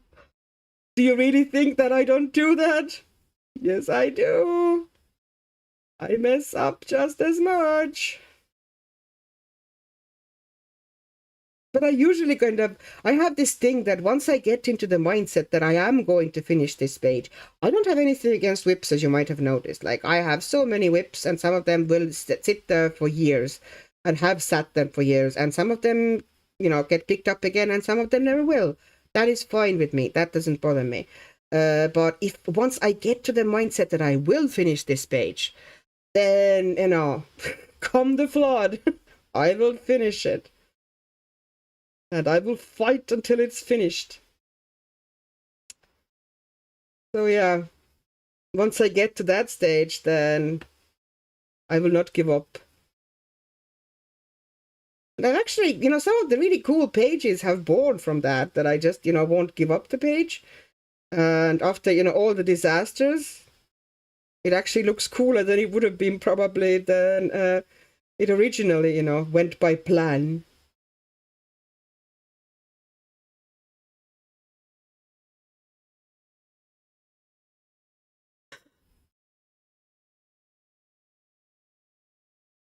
Curious minded seeker, when I overwork a page, there is usually a hole in the paper.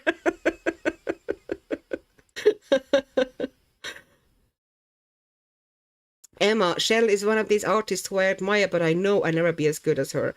I did a body color with her, and she was really sweet. Yeah, she's lovely. Be kind.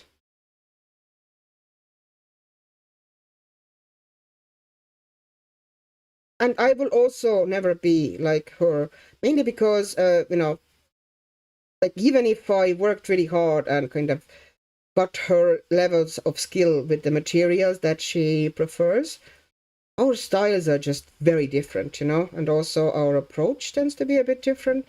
So no, I will never be as good as her because I've never been her. It'd be different. And so, you, Emma, like, I think it's a wrong term, as good as her. You have very different style. You're not trying to be her.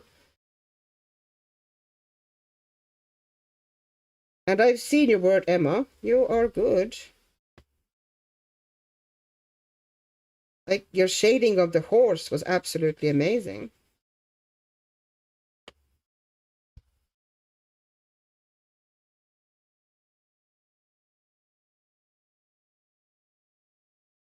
Andrea, funny thing, when I started this journey, coloring journey with 24 Crayola and one Teresa Goodrich book, I thought it would be a cheap hobby. Why was I wrong? Saying this after 300 books and 30 pencil sets. Yeah, you don't really get it at first. And I kind of understand how people next to us don't really get it either. And like, what, why do you need all these sets? Like, isn't just one set enough? Like, no, they all do different things and they all behave differently, and I need them all. You heathen. How could you suggest that I don't need all my pencils and all these books? In fact, I need more. I still don't have this set, this set, this set, this set, and those 80 books. That's my life.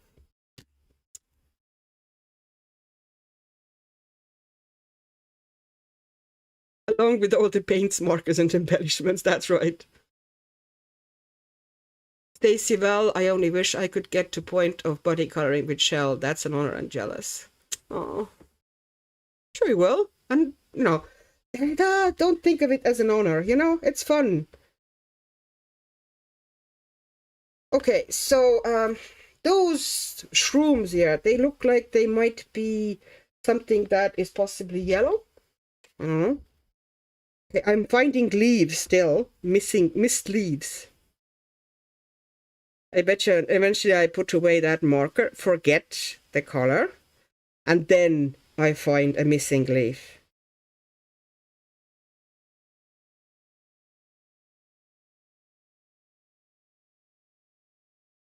There's one here.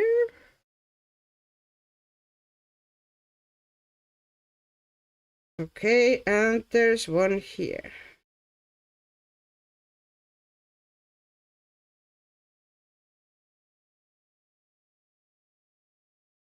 Okay, so Any other leaves anywhere? Huh? Should I make the stems of these as well with the same green? It would kind of harmonize nicely.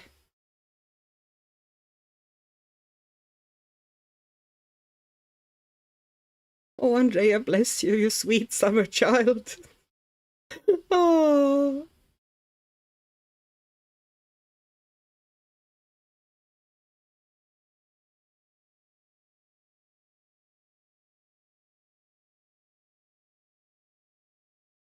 Mel, anybody else get into arguments with their partner about how much stuff we buy? I think he's wiser than that at this stage. It's like, it's my thing. It's always going to be my thing. Nothing he says probably won't change the fact that it's my thing. Okay, so I discovered bits that were missing. Again, please be correct marker. Please, please. I think you are.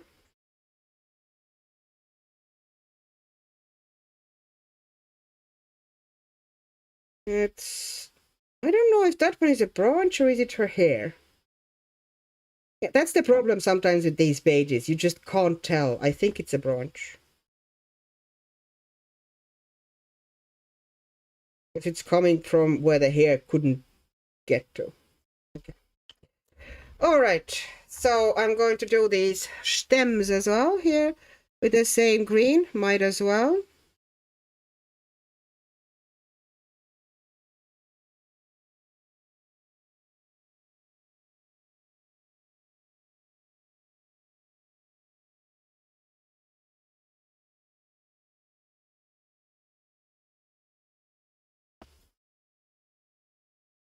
Today I'm right there with you. I'd hate to add up what I've spent over the last 10 years.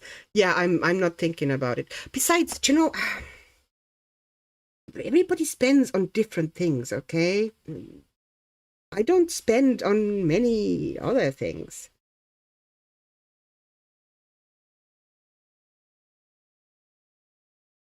This is my hobby, you know. I buy art materials and books.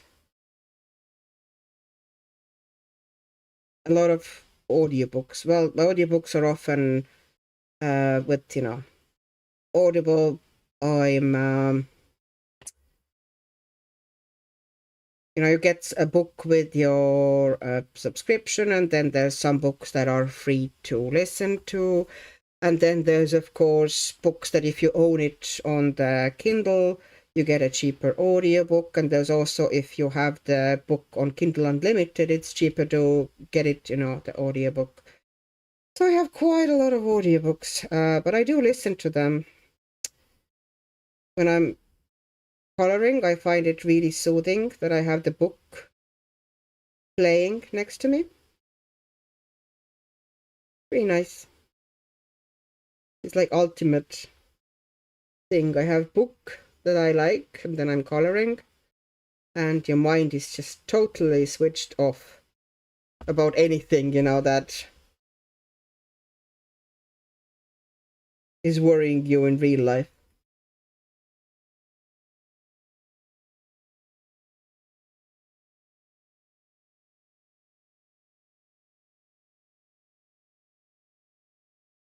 Charisma in Seeker, of course, I need the correct tool, yes, for any possible situation. I might find myself in the future in case a color emergency.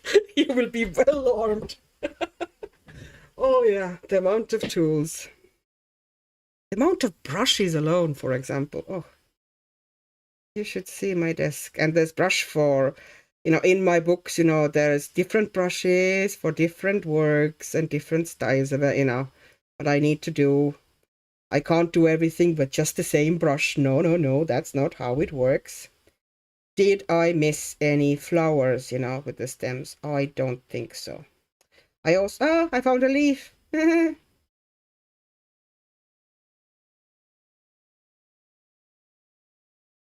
And I was really, really trying to pay attention, and I still didn't notice those there.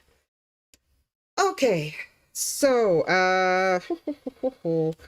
I'm not sure how the outfit will work, but I probably won't get to it today anyway, because to be honest, it's getting quite late here. I don't think I can really start any other elements here without getting into unreasonable hours. Is that leaf on the top right? You mean here? Here, yes. How did I miss it? How? There was two leaves next to it, and somehow I missed this one.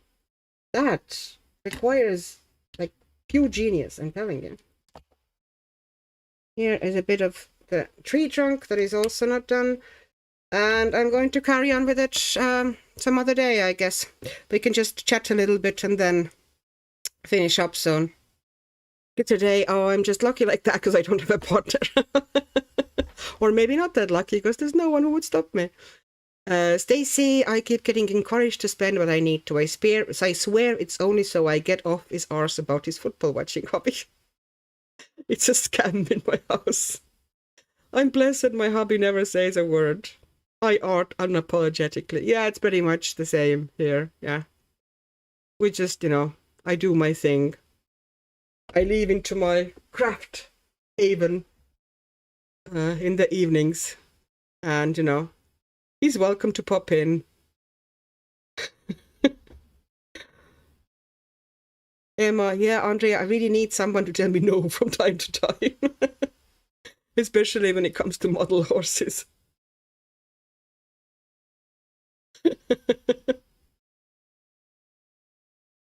I art unapologetically. That is such a good way to put it.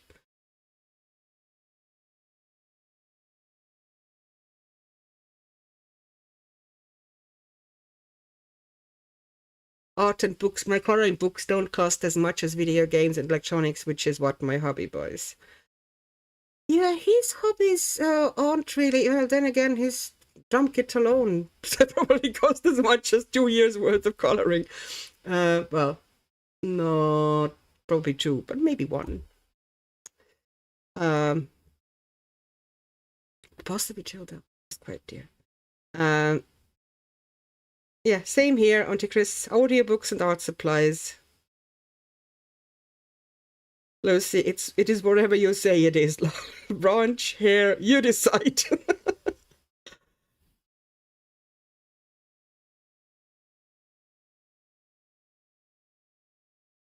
Some men spend on their cars and sound crap. We spend on art. Yeah.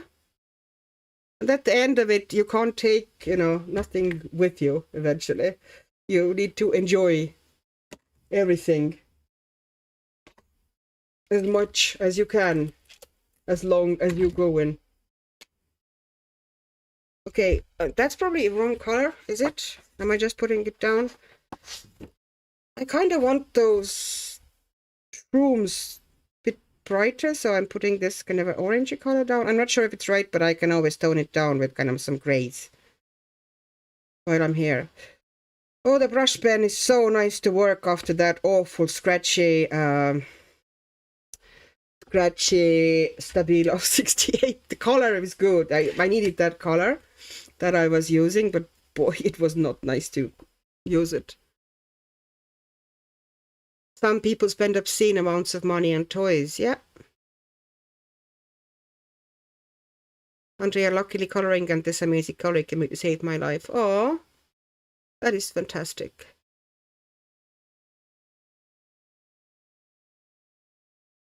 Big hogs, really. Andrea, I'm glad you're well.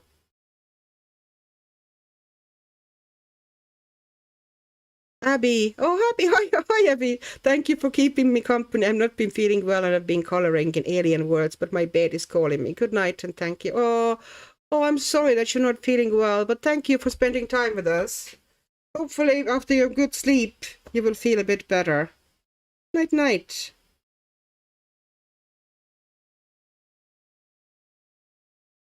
I don't know. I'm not sure about that color now, but okay, I've committed. Are there any more of these mushrooms around? I could swear I saw some. What color is that? It's probably ochre. Yeah, yellow ochre. I don't know the name of these mushrooms, but, well, not in English. I do know the name of these mushrooms, I think in Estonian, and they're super tasty. Chanterelles? Is it something like this? Okay, chanterelles wouldn't be growing on the trees, though. Well, in this fantasy world, they do. So there. Oops. Things dropping. Okay. And I kind of... I'm not sure if I'm going to make that front of the dress kind of like an arm. No, it doesn't really look like an armor, does it? No, I won't. I almost want to do this bit like a metal here. But it wouldn't really go anywhere. It would look weird if it's just metal or kind of metal over her boobs. And then the rest of it is textile. No.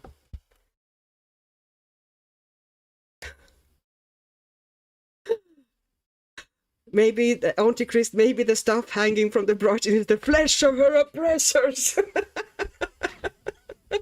In which case, we can make it pink.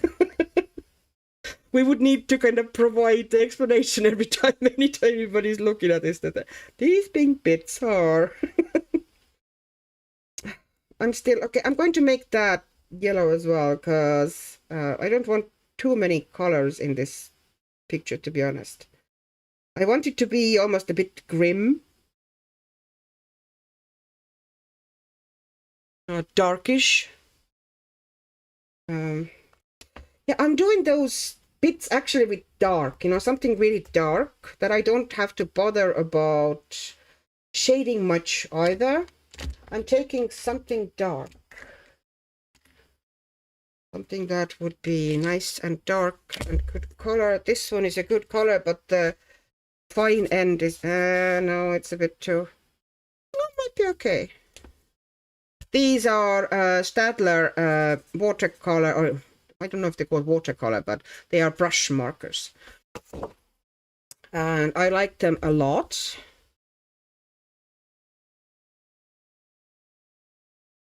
Okay. Yeah, I want to make them like darker than the background. That was the aim here. So I don't have to worry about shading them over much, or I don't know, covering lines or anything. No, that's a bit too squishy, that tip. And that tip is so scratchy. Ah! But I've committed to that color now, so good luck, Huxic. Curious Minded Seeker, Valerie, I have aspirations of weaving. I've never used the loom I have though.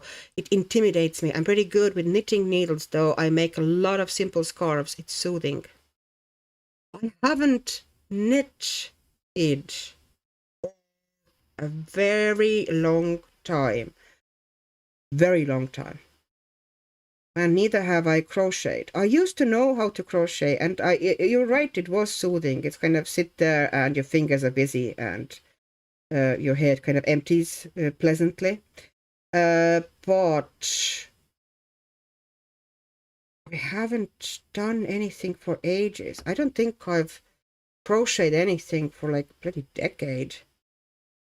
And knitting, I knew how to knit, but I was never good at it. Well, I didn't enjoy it, let's put it that way. I was decent at it. But it was never like something that I would do as a relaxation. I tried, but it just, no, it wasn't working for me. I didn't enjoy it. So I haven't been knitting since. I like crocheting more. Maybe it's because of, you know, it was so easy to create lace, because crochet is so simple. Like, once you get hang of it, crochet is super easy. Okay, I have a missing bit here. Here between the hanging moss, whatever it is, the flesh of the enemies that happens to be green. Lucy, it's your money. You could light a fire with it and no one could say a peep. That's right, Lucy. Absolutely, whatever. Nobody else's business what I do with my money.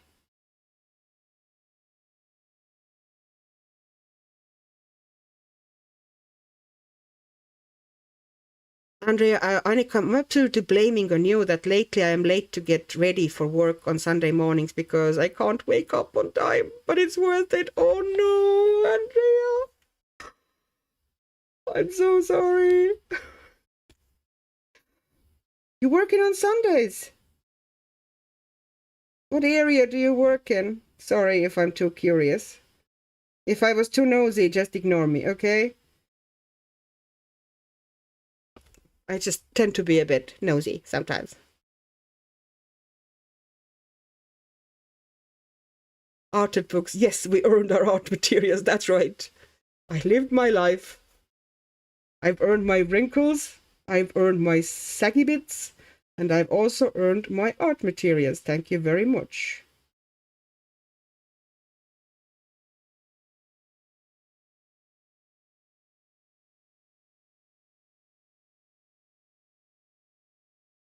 Like,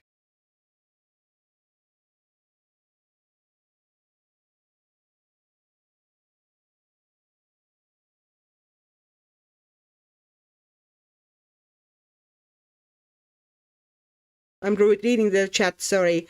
My head is never empty, says Emma, the moment it's thinking about mushrooms. Nothingness of everything. Actually, love how your page is working out. Thank you so much for sharing a beautiful artwork. Oh, thank you. My name is Yvette. Hi, Yvette. I'm a sub and I love watching your videos. Thank you, Yvette. I will try to remember your name. I so hope if I don't remember it first time, I hope you won't be offended because I have a terrible memory, but I will try. I love to know people's names in my chat and kind of get to know them better. It feels like a lovely little community. And hopefully you have a good night's sleep. Rest well and you're ready to tackle the world tomorrow and be extra creative. What's my work? My work, I'm actually working in, I've had so many different jobs, but at the moment, I'm in logistics.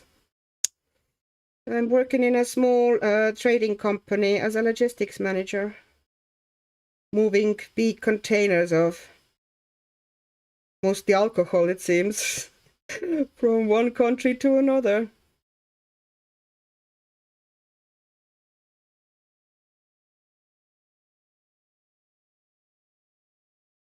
Andrea, yes, I work every Sunday. I work in customer service in a local shop. Okay. I've been in customer service for over 25 years. It's a good job. Steady.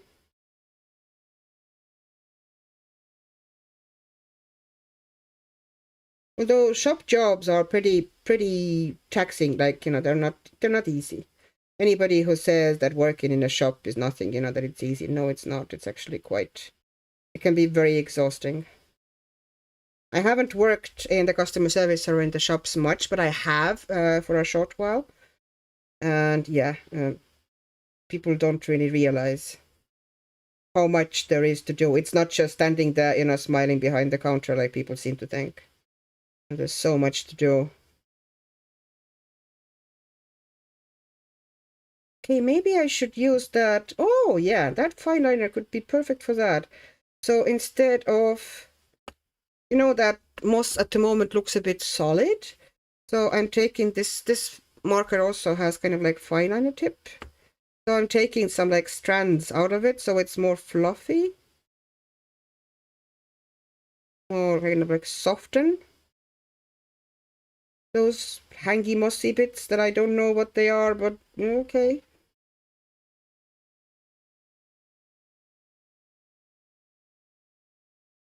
Like this. I don't know if you see, it probably too far. Let me see if I can get you closer. Where am I? Here? So, not even that visible probably for you because it's so fine. And I'm just kind of fluffing them up a bit. So they would look kind of more natural.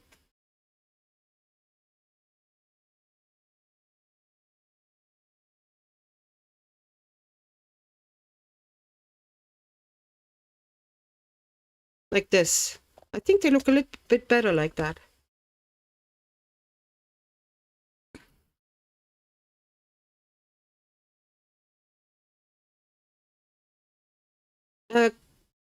Curious-minded secret. Auntie Chris, I had that issue when I tried tapestry weaving. It was fun, but was also a lumpy mess.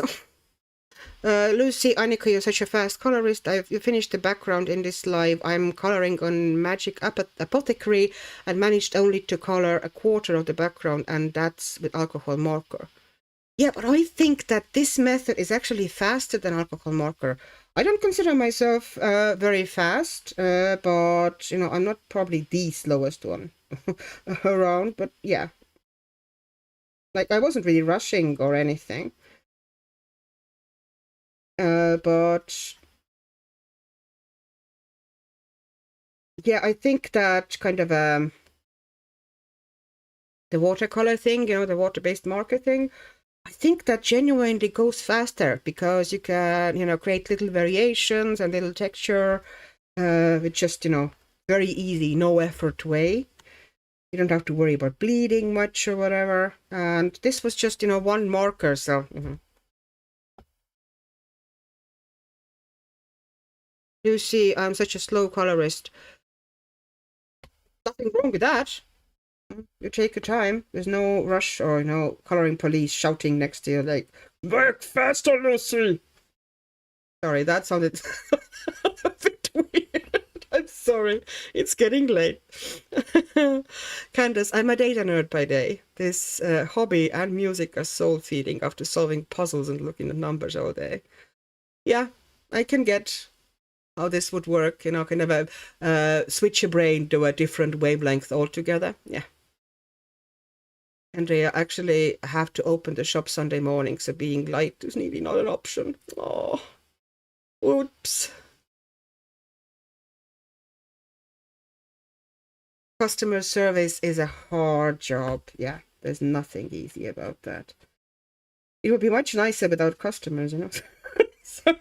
Sorry, that's not a good thing to say. Yeah, people can be not nice, let's put it politely. Most of them are lovely, though. You know, there's like majority are totally okay or lovely, but then there's some really basket cases, you know. And you have to be polite to them because, you know. See, I'm kind of fluffing up things here a bit so it would look. And then I don't really have to put much shading into them either. I might put tiny bit of like lighter pencil just on the top of it here to kind of give it one single highlight. And that's it. And that makes that, yeah, I kind of found myself a solution for those weird mossy things that are hanging off the trees.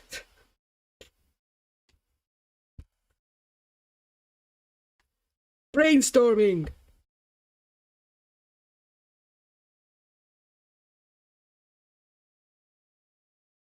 Emma, I used to work in retail. It's a hard job physically and mentally. Yes, yes. Jana, everyone should have to work in customer service at least once. That's true. To get that experience, and hopefully, you know, if you experience it yourself, you won't be as nasty to people who are just trying to help you most of the time. Just, yeah, people are being super unreasonable and, you know, pouring their anger often about the products or whatever, you know, they're not happy with, down on people who, you know, are A, not to blame, and B, usually can't do absolutely anything about it. So, yeah.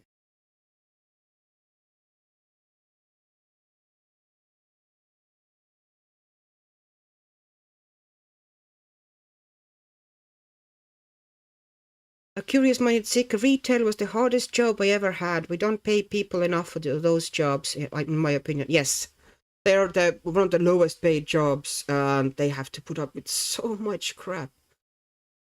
Not, you know, from management, from the customers. Ugh. Art and books I like the most. Looks good. Yeah. You know, it's a good, simple solution. You know, nothing amazing, but it's going to be just one of the details that will get, you know, once the picture is ready, this is going to be a little blip in the background. So I don't want to really, you know, overly overthink it or, you know, go nuts with it, but I still would like it to kind of be a natural part of the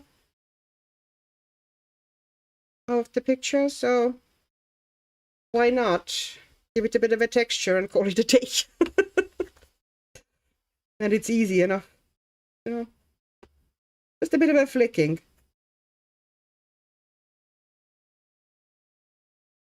And I think in reality it would actually look like, if I think of Spanish moss, it would look a bit like that, you know, that fluffy, the fluffy effect.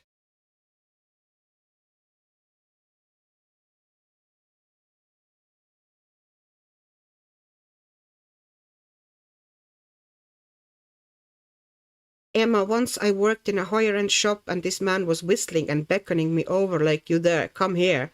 I walked into the opposite direction and ignored him. Yeah, no, thank you. Like, you have no right to treat anybody like that.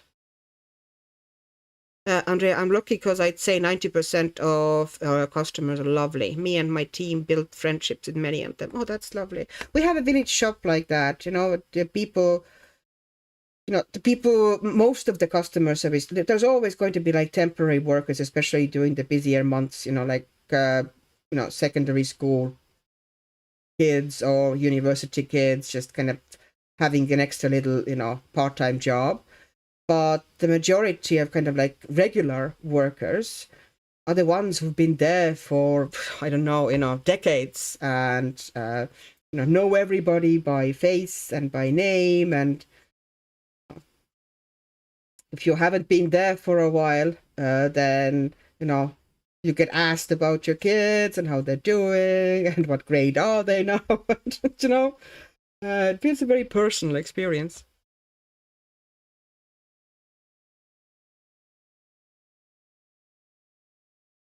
Lucy, and the slowest one. Chit-chatting here doesn't help either.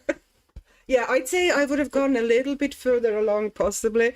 But the thing about I enjoy about, you know, this, one of the main things we all enjoy, I think, about this live is that we get to talk to each other and kind of meet up and have a good time together. So I don't want to ignore the chat.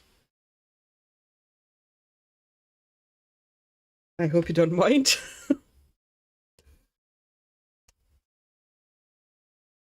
At some stage, I was thinking maybe I should have like 2 different lives. One would be like this, you know, when I kind of chat and, you know, do a bit of coloring.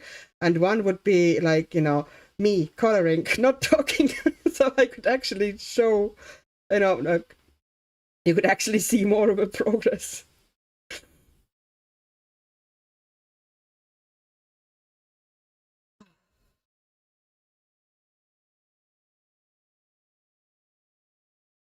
Yeah, that should be fine enough. As I said, they're going to disappear into the background very much, you know, once everything is colored here and kind of brought forward, and, you know, there's more details finished here. Art and books, ladies, this has been fun. Thank you so much for letting me join. Thank you so much, Annika. Oh, thank you. Thank you for joining us. I'm so glad. And I always learn something. Oh, thanks. But I wouldn't even color if AI wasn't busy in the chat. Oh. Good night. Good night, Art and books. Have a lovely night, and hopefully you have a great day tomorrow and the whole next week. And we'll meet again maybe next week in my next live. Oops. Okay, maybe get you a little bit closer to the book. Yeah.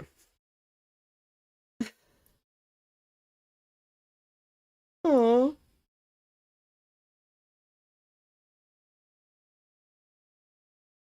Emma, you have to talk. Your voice is really soothing. No, I would probably talk, but I would talk about what I'm doing like I usually do in my videos. Do you know what I mean? I was actually at first really kind of puzzled and not sure what to do, because I always felt that I'm talking too much in my videos, that I kind of blabber overlay and pretty much, you know, tell every step, you know, is that overdoing it? Are people actually getting annoyed that, you know, why do you keep explaining every single little thing you do? Just color and shut up. You know? But then I realized that a lot of people actually appreciate that and learn better that way, and you know, kind of get more out of these videos if you actually explain every step. So I've kind of kept doing it, so it's become my style somehow.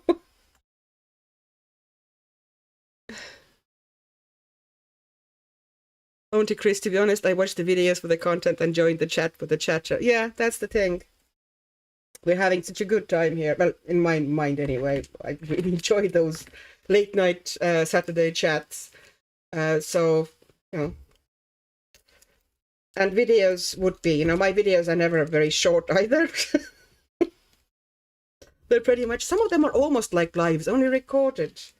Because I've been doing now a couple of times those styles of videos that you just essentially, you know, film the whole process from the beginning to the end. Because, you know, some people were asking for it, you know, kind of having this slow format, you know, actually show everything so there wouldn't be like skips, you know, something magically happened in between. So I've done a couple of these, and yeah. I don't know, I might do some of these more in the future.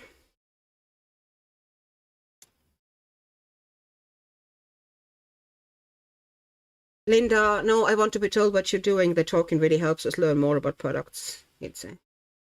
Candace, the bits are perfect. Thank you, thank you. Yeah. It's like, you know, every type of a video probably has its own audience. Look at my hands. And for my audience, you know, those videos are hitting the right tone. So, yeah, I'll do my things.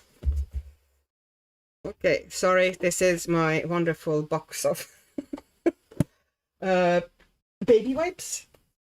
Because that stuff is, I have super dry hands. So anything that gets, you know, even if it's not permanent ink, even if it's just water-based ink, once it's in my skin, it's going to be there for pretty much for a week.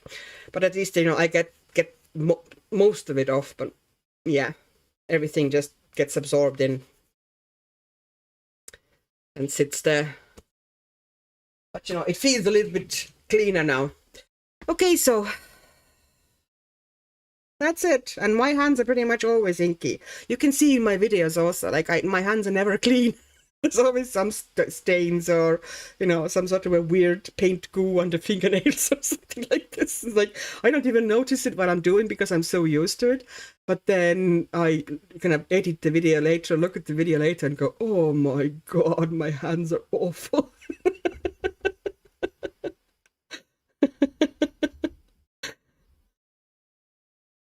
Jana, skiing 90 miles per hour going downhill on skis. Oh, God. Yeah, that's terrifying.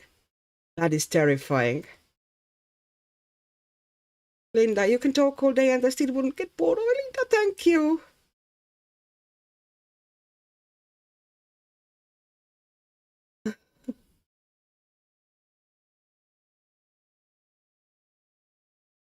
Today, I do watch some other lives, but I only chat here in Annika's lives these Saturday nights. So special and good vibes. Thank you. That's exactly what I want. And it's, you know, the same for me. You know, it's like for everybody. We're all having this really relaxed, safe space here. Just to be ourselves. Chat away. Our own little corner of internet. Why not? Auntie Chris, I love the longer videos, 30 minutes minimum guarantees that I'm going to watch immediately. Short ones go to watch later to be queued up in a group. Yeah, I get it. Yeah.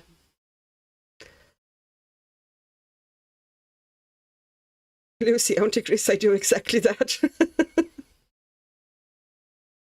Emma, I like the longer videos, something I can just have in the background for company. Yes, see,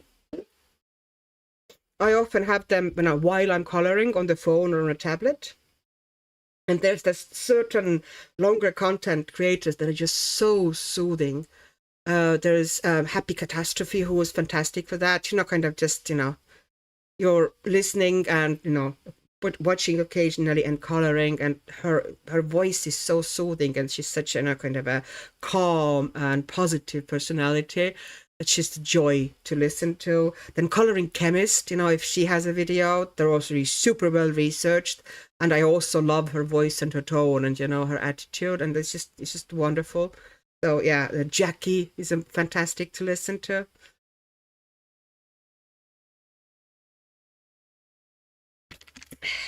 The good old...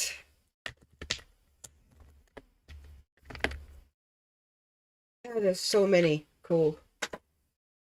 I'm the same though, you know, I prefer a video where people actually explain to me what they're doing as opposed to, you know, kind of maybe have just, you know, sped up content or even sped up content with a kind of a brief commentary. It doesn't still really show me, you know, all the details, or kind of you need to see a bit closer and a bit slower and have some explanation of the details of the process.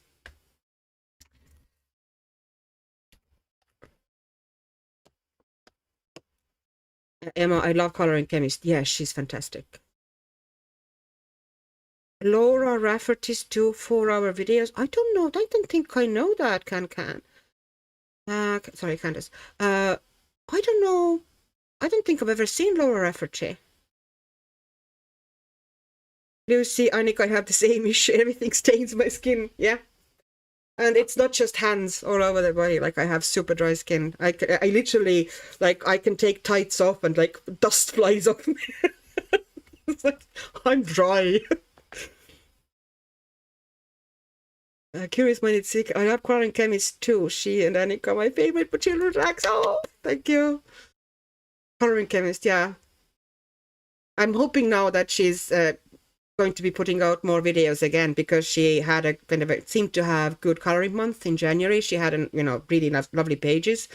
She had completed pages videos, so, you know, maybe fingers crossed, like she is has more time and is feeling more upbeat and can put out some more material again. I think she had some family or whatever, you know, situation or problems that she needed to resolve at the end of the year, kind of a. So hopefully, fingers crossed, she's all doing well now. Lucy, I love Connie too. I discovered Annika's true coloring. Oh, did you? Yeah, she has mentioned me, I think, a couple of times. I didn't even think of it, but yeah, she has. And I've mentioned her several times. Because I like her style. I like that she's thorough. I like, you know, that if she goes into the subject or, you know, some sort of a, you know, art material, she really goes for it. She researches, she, you know, gives you all the facts behind it and the science behind it, if, you know, she can in any way get it. It's like really cool. Love that. Laura Rafferty also had the Circle Portraits coloring books, and her channel was Laura Colors too. I need to find her, because I don't think YouTube has ever offered me any of her videos. So now I'm very, very curious, you know, what she did. Lucy just adds color, yes. She has to, yeah, that's one of the things somebody else mentioned. I didn't really realize that she hasn't really done any videos for quite a while. Is she back? I hope that she's back, because her videos for love and her work was, you know, is absolutely stunning. Like, she's lovely. And she's such a lovely personality as well. A Curious Mind Sick, I rewatched some of Connie's videos last night. I've been playing with tempera paint sticks for sketchbook art and was curious about using them in coloring books. I think the problem with, for me anyway, I haven't bought them because I saw how they worked and I didn't really like how they worked. I don't think you have much time to do any blending out with them. Maybe I'm wrong now. But they seem to be pretty much, you know, go down and almost immediately set, that you can't really blend them much. I presume you can, because of that, also create a really good flat background with them, but, you know.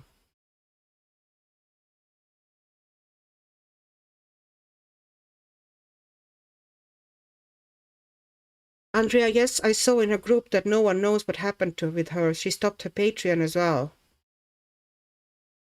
Dustcatcher. Oh, hi, Dustcatcher. Sorry. Lucy is not back. I just went looking for her last night. Oh, no. She said she was going to have a break but would come back. Okay.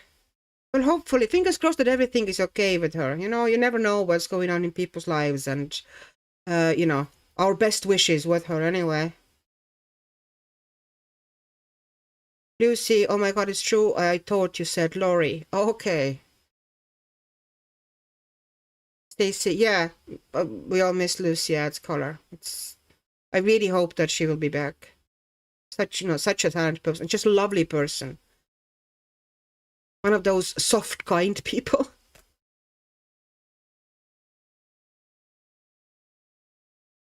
Last I saw, she was having some serious family health issues that can kick things into totally different gear, you know, if you have, you know, big problems with health, or, you know, somebody seriously ill in the family, like that becomes your priority. And, you know, all of us would be very much the same. You just, you know, switch yourself to a different channel and just deal with that until, you know, it resolves one way or another.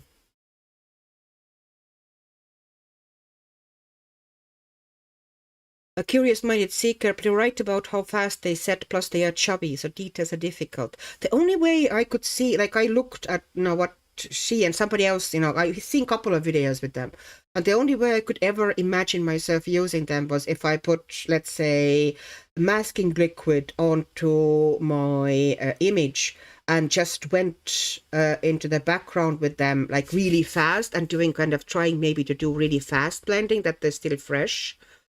You know, kind of over the image, or just put flat background down, totally flat, because they seem to be good at that they give really nice flat finish.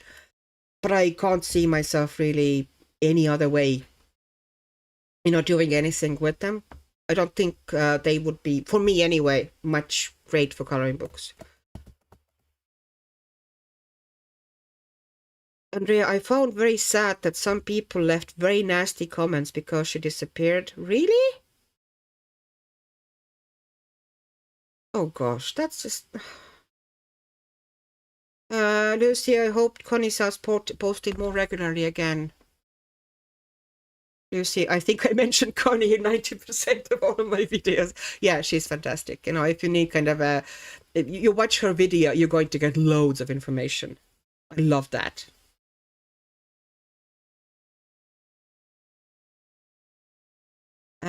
Hope Connie starts... Yeah.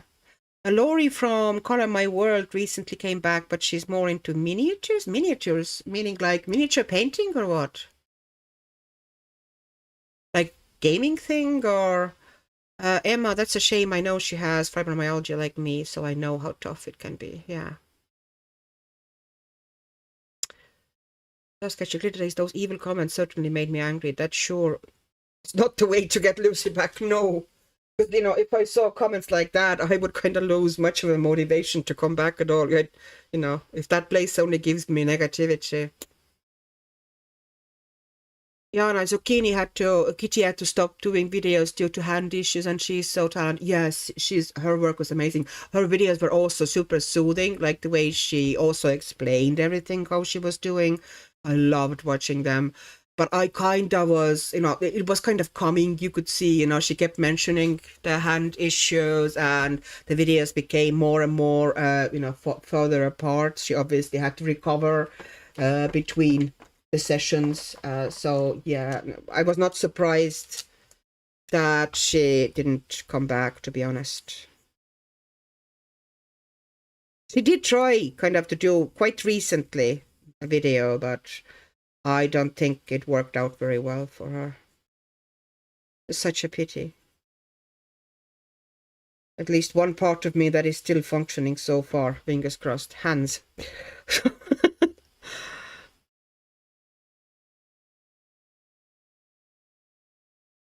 I suspect tempera sticks are just the same as gel crayons. No, they're not.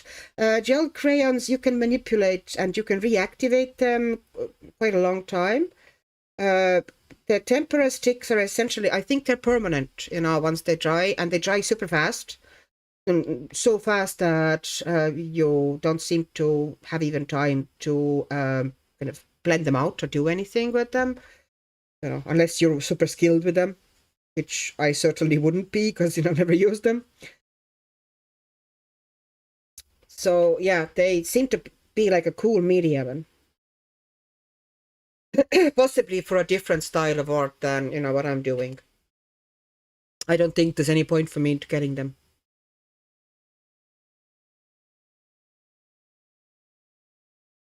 Pamela's passion for pencils, yes. Richard Day, yes, I used to love Pamela's passion as well, and sadly she had stopped videos because her husband got cancer. But you kind of get why, like, you know, those priorities, I guess. And especially if it's, you know, something that is very intense, you pretty much, you know, this is a full-time job, and you probably don't have mental space, you know, to color or make coloring videos on the side. Sorry, I type without my glasses, so I don't see what I type. Oh gosh, Andrea.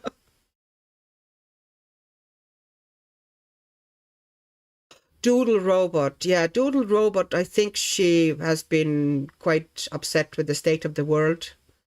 Like, you know, she was just angry with the world, I think, but understandably, you know. And I don't think she was in a good place to come back, but I do miss her. She's also one of those, you know, she's an artist, you know, like true artist, you know, the experimentation and the fun she had her pages, and, you know, the also that she was also one of those slow, well, no, she is one of those slow colorists, you know, that took her time with the pages and played with them and came up with different, you know, how to use different media and do different things, and, you know, always something interesting in her pages. Oh, Lucy, you didn't see the bit.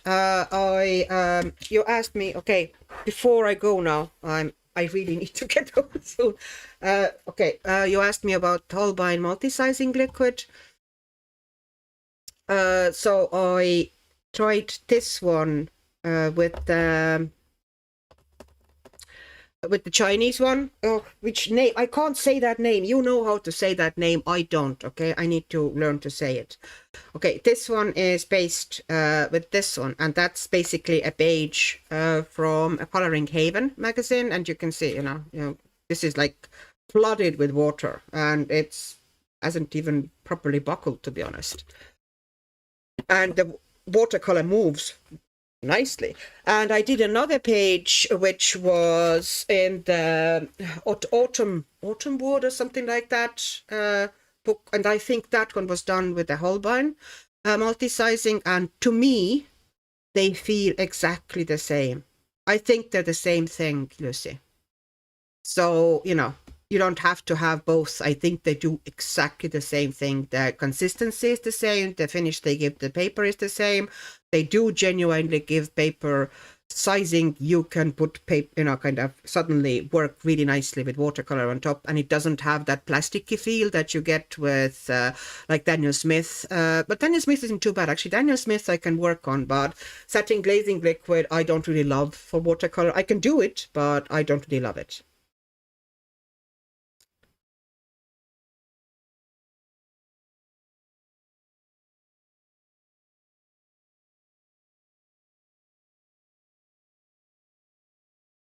Andrea, yes, sadly, I wrote to her because her video was the first coloring video I ever saw, and I wanted to thank her, and she wrote back to me, and that time he had stage 4 cancer, so I felt terrible. Oh gosh.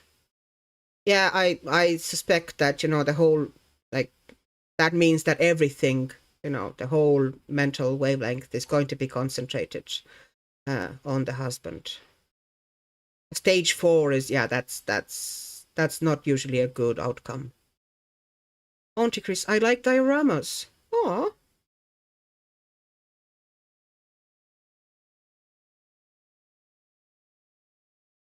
I don't think I know much about dioramas, to be honest. Okay, now people, it is getting really late now. I've been online, I've been streaming for over 4 hours. I think it's time to wrap it up. I need to get myself into the bed soon as well. Otherwise I'll be zombie tomorrow. I mean, Laurie from Corner My World is into dioramas. Okay.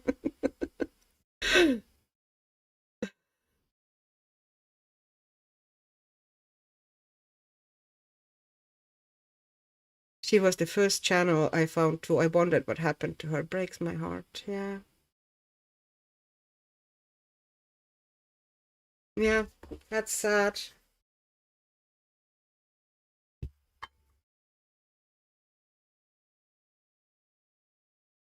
Yeah, people have lives outside this, you know. None of us are protected from, you know, unforeseen circumstances.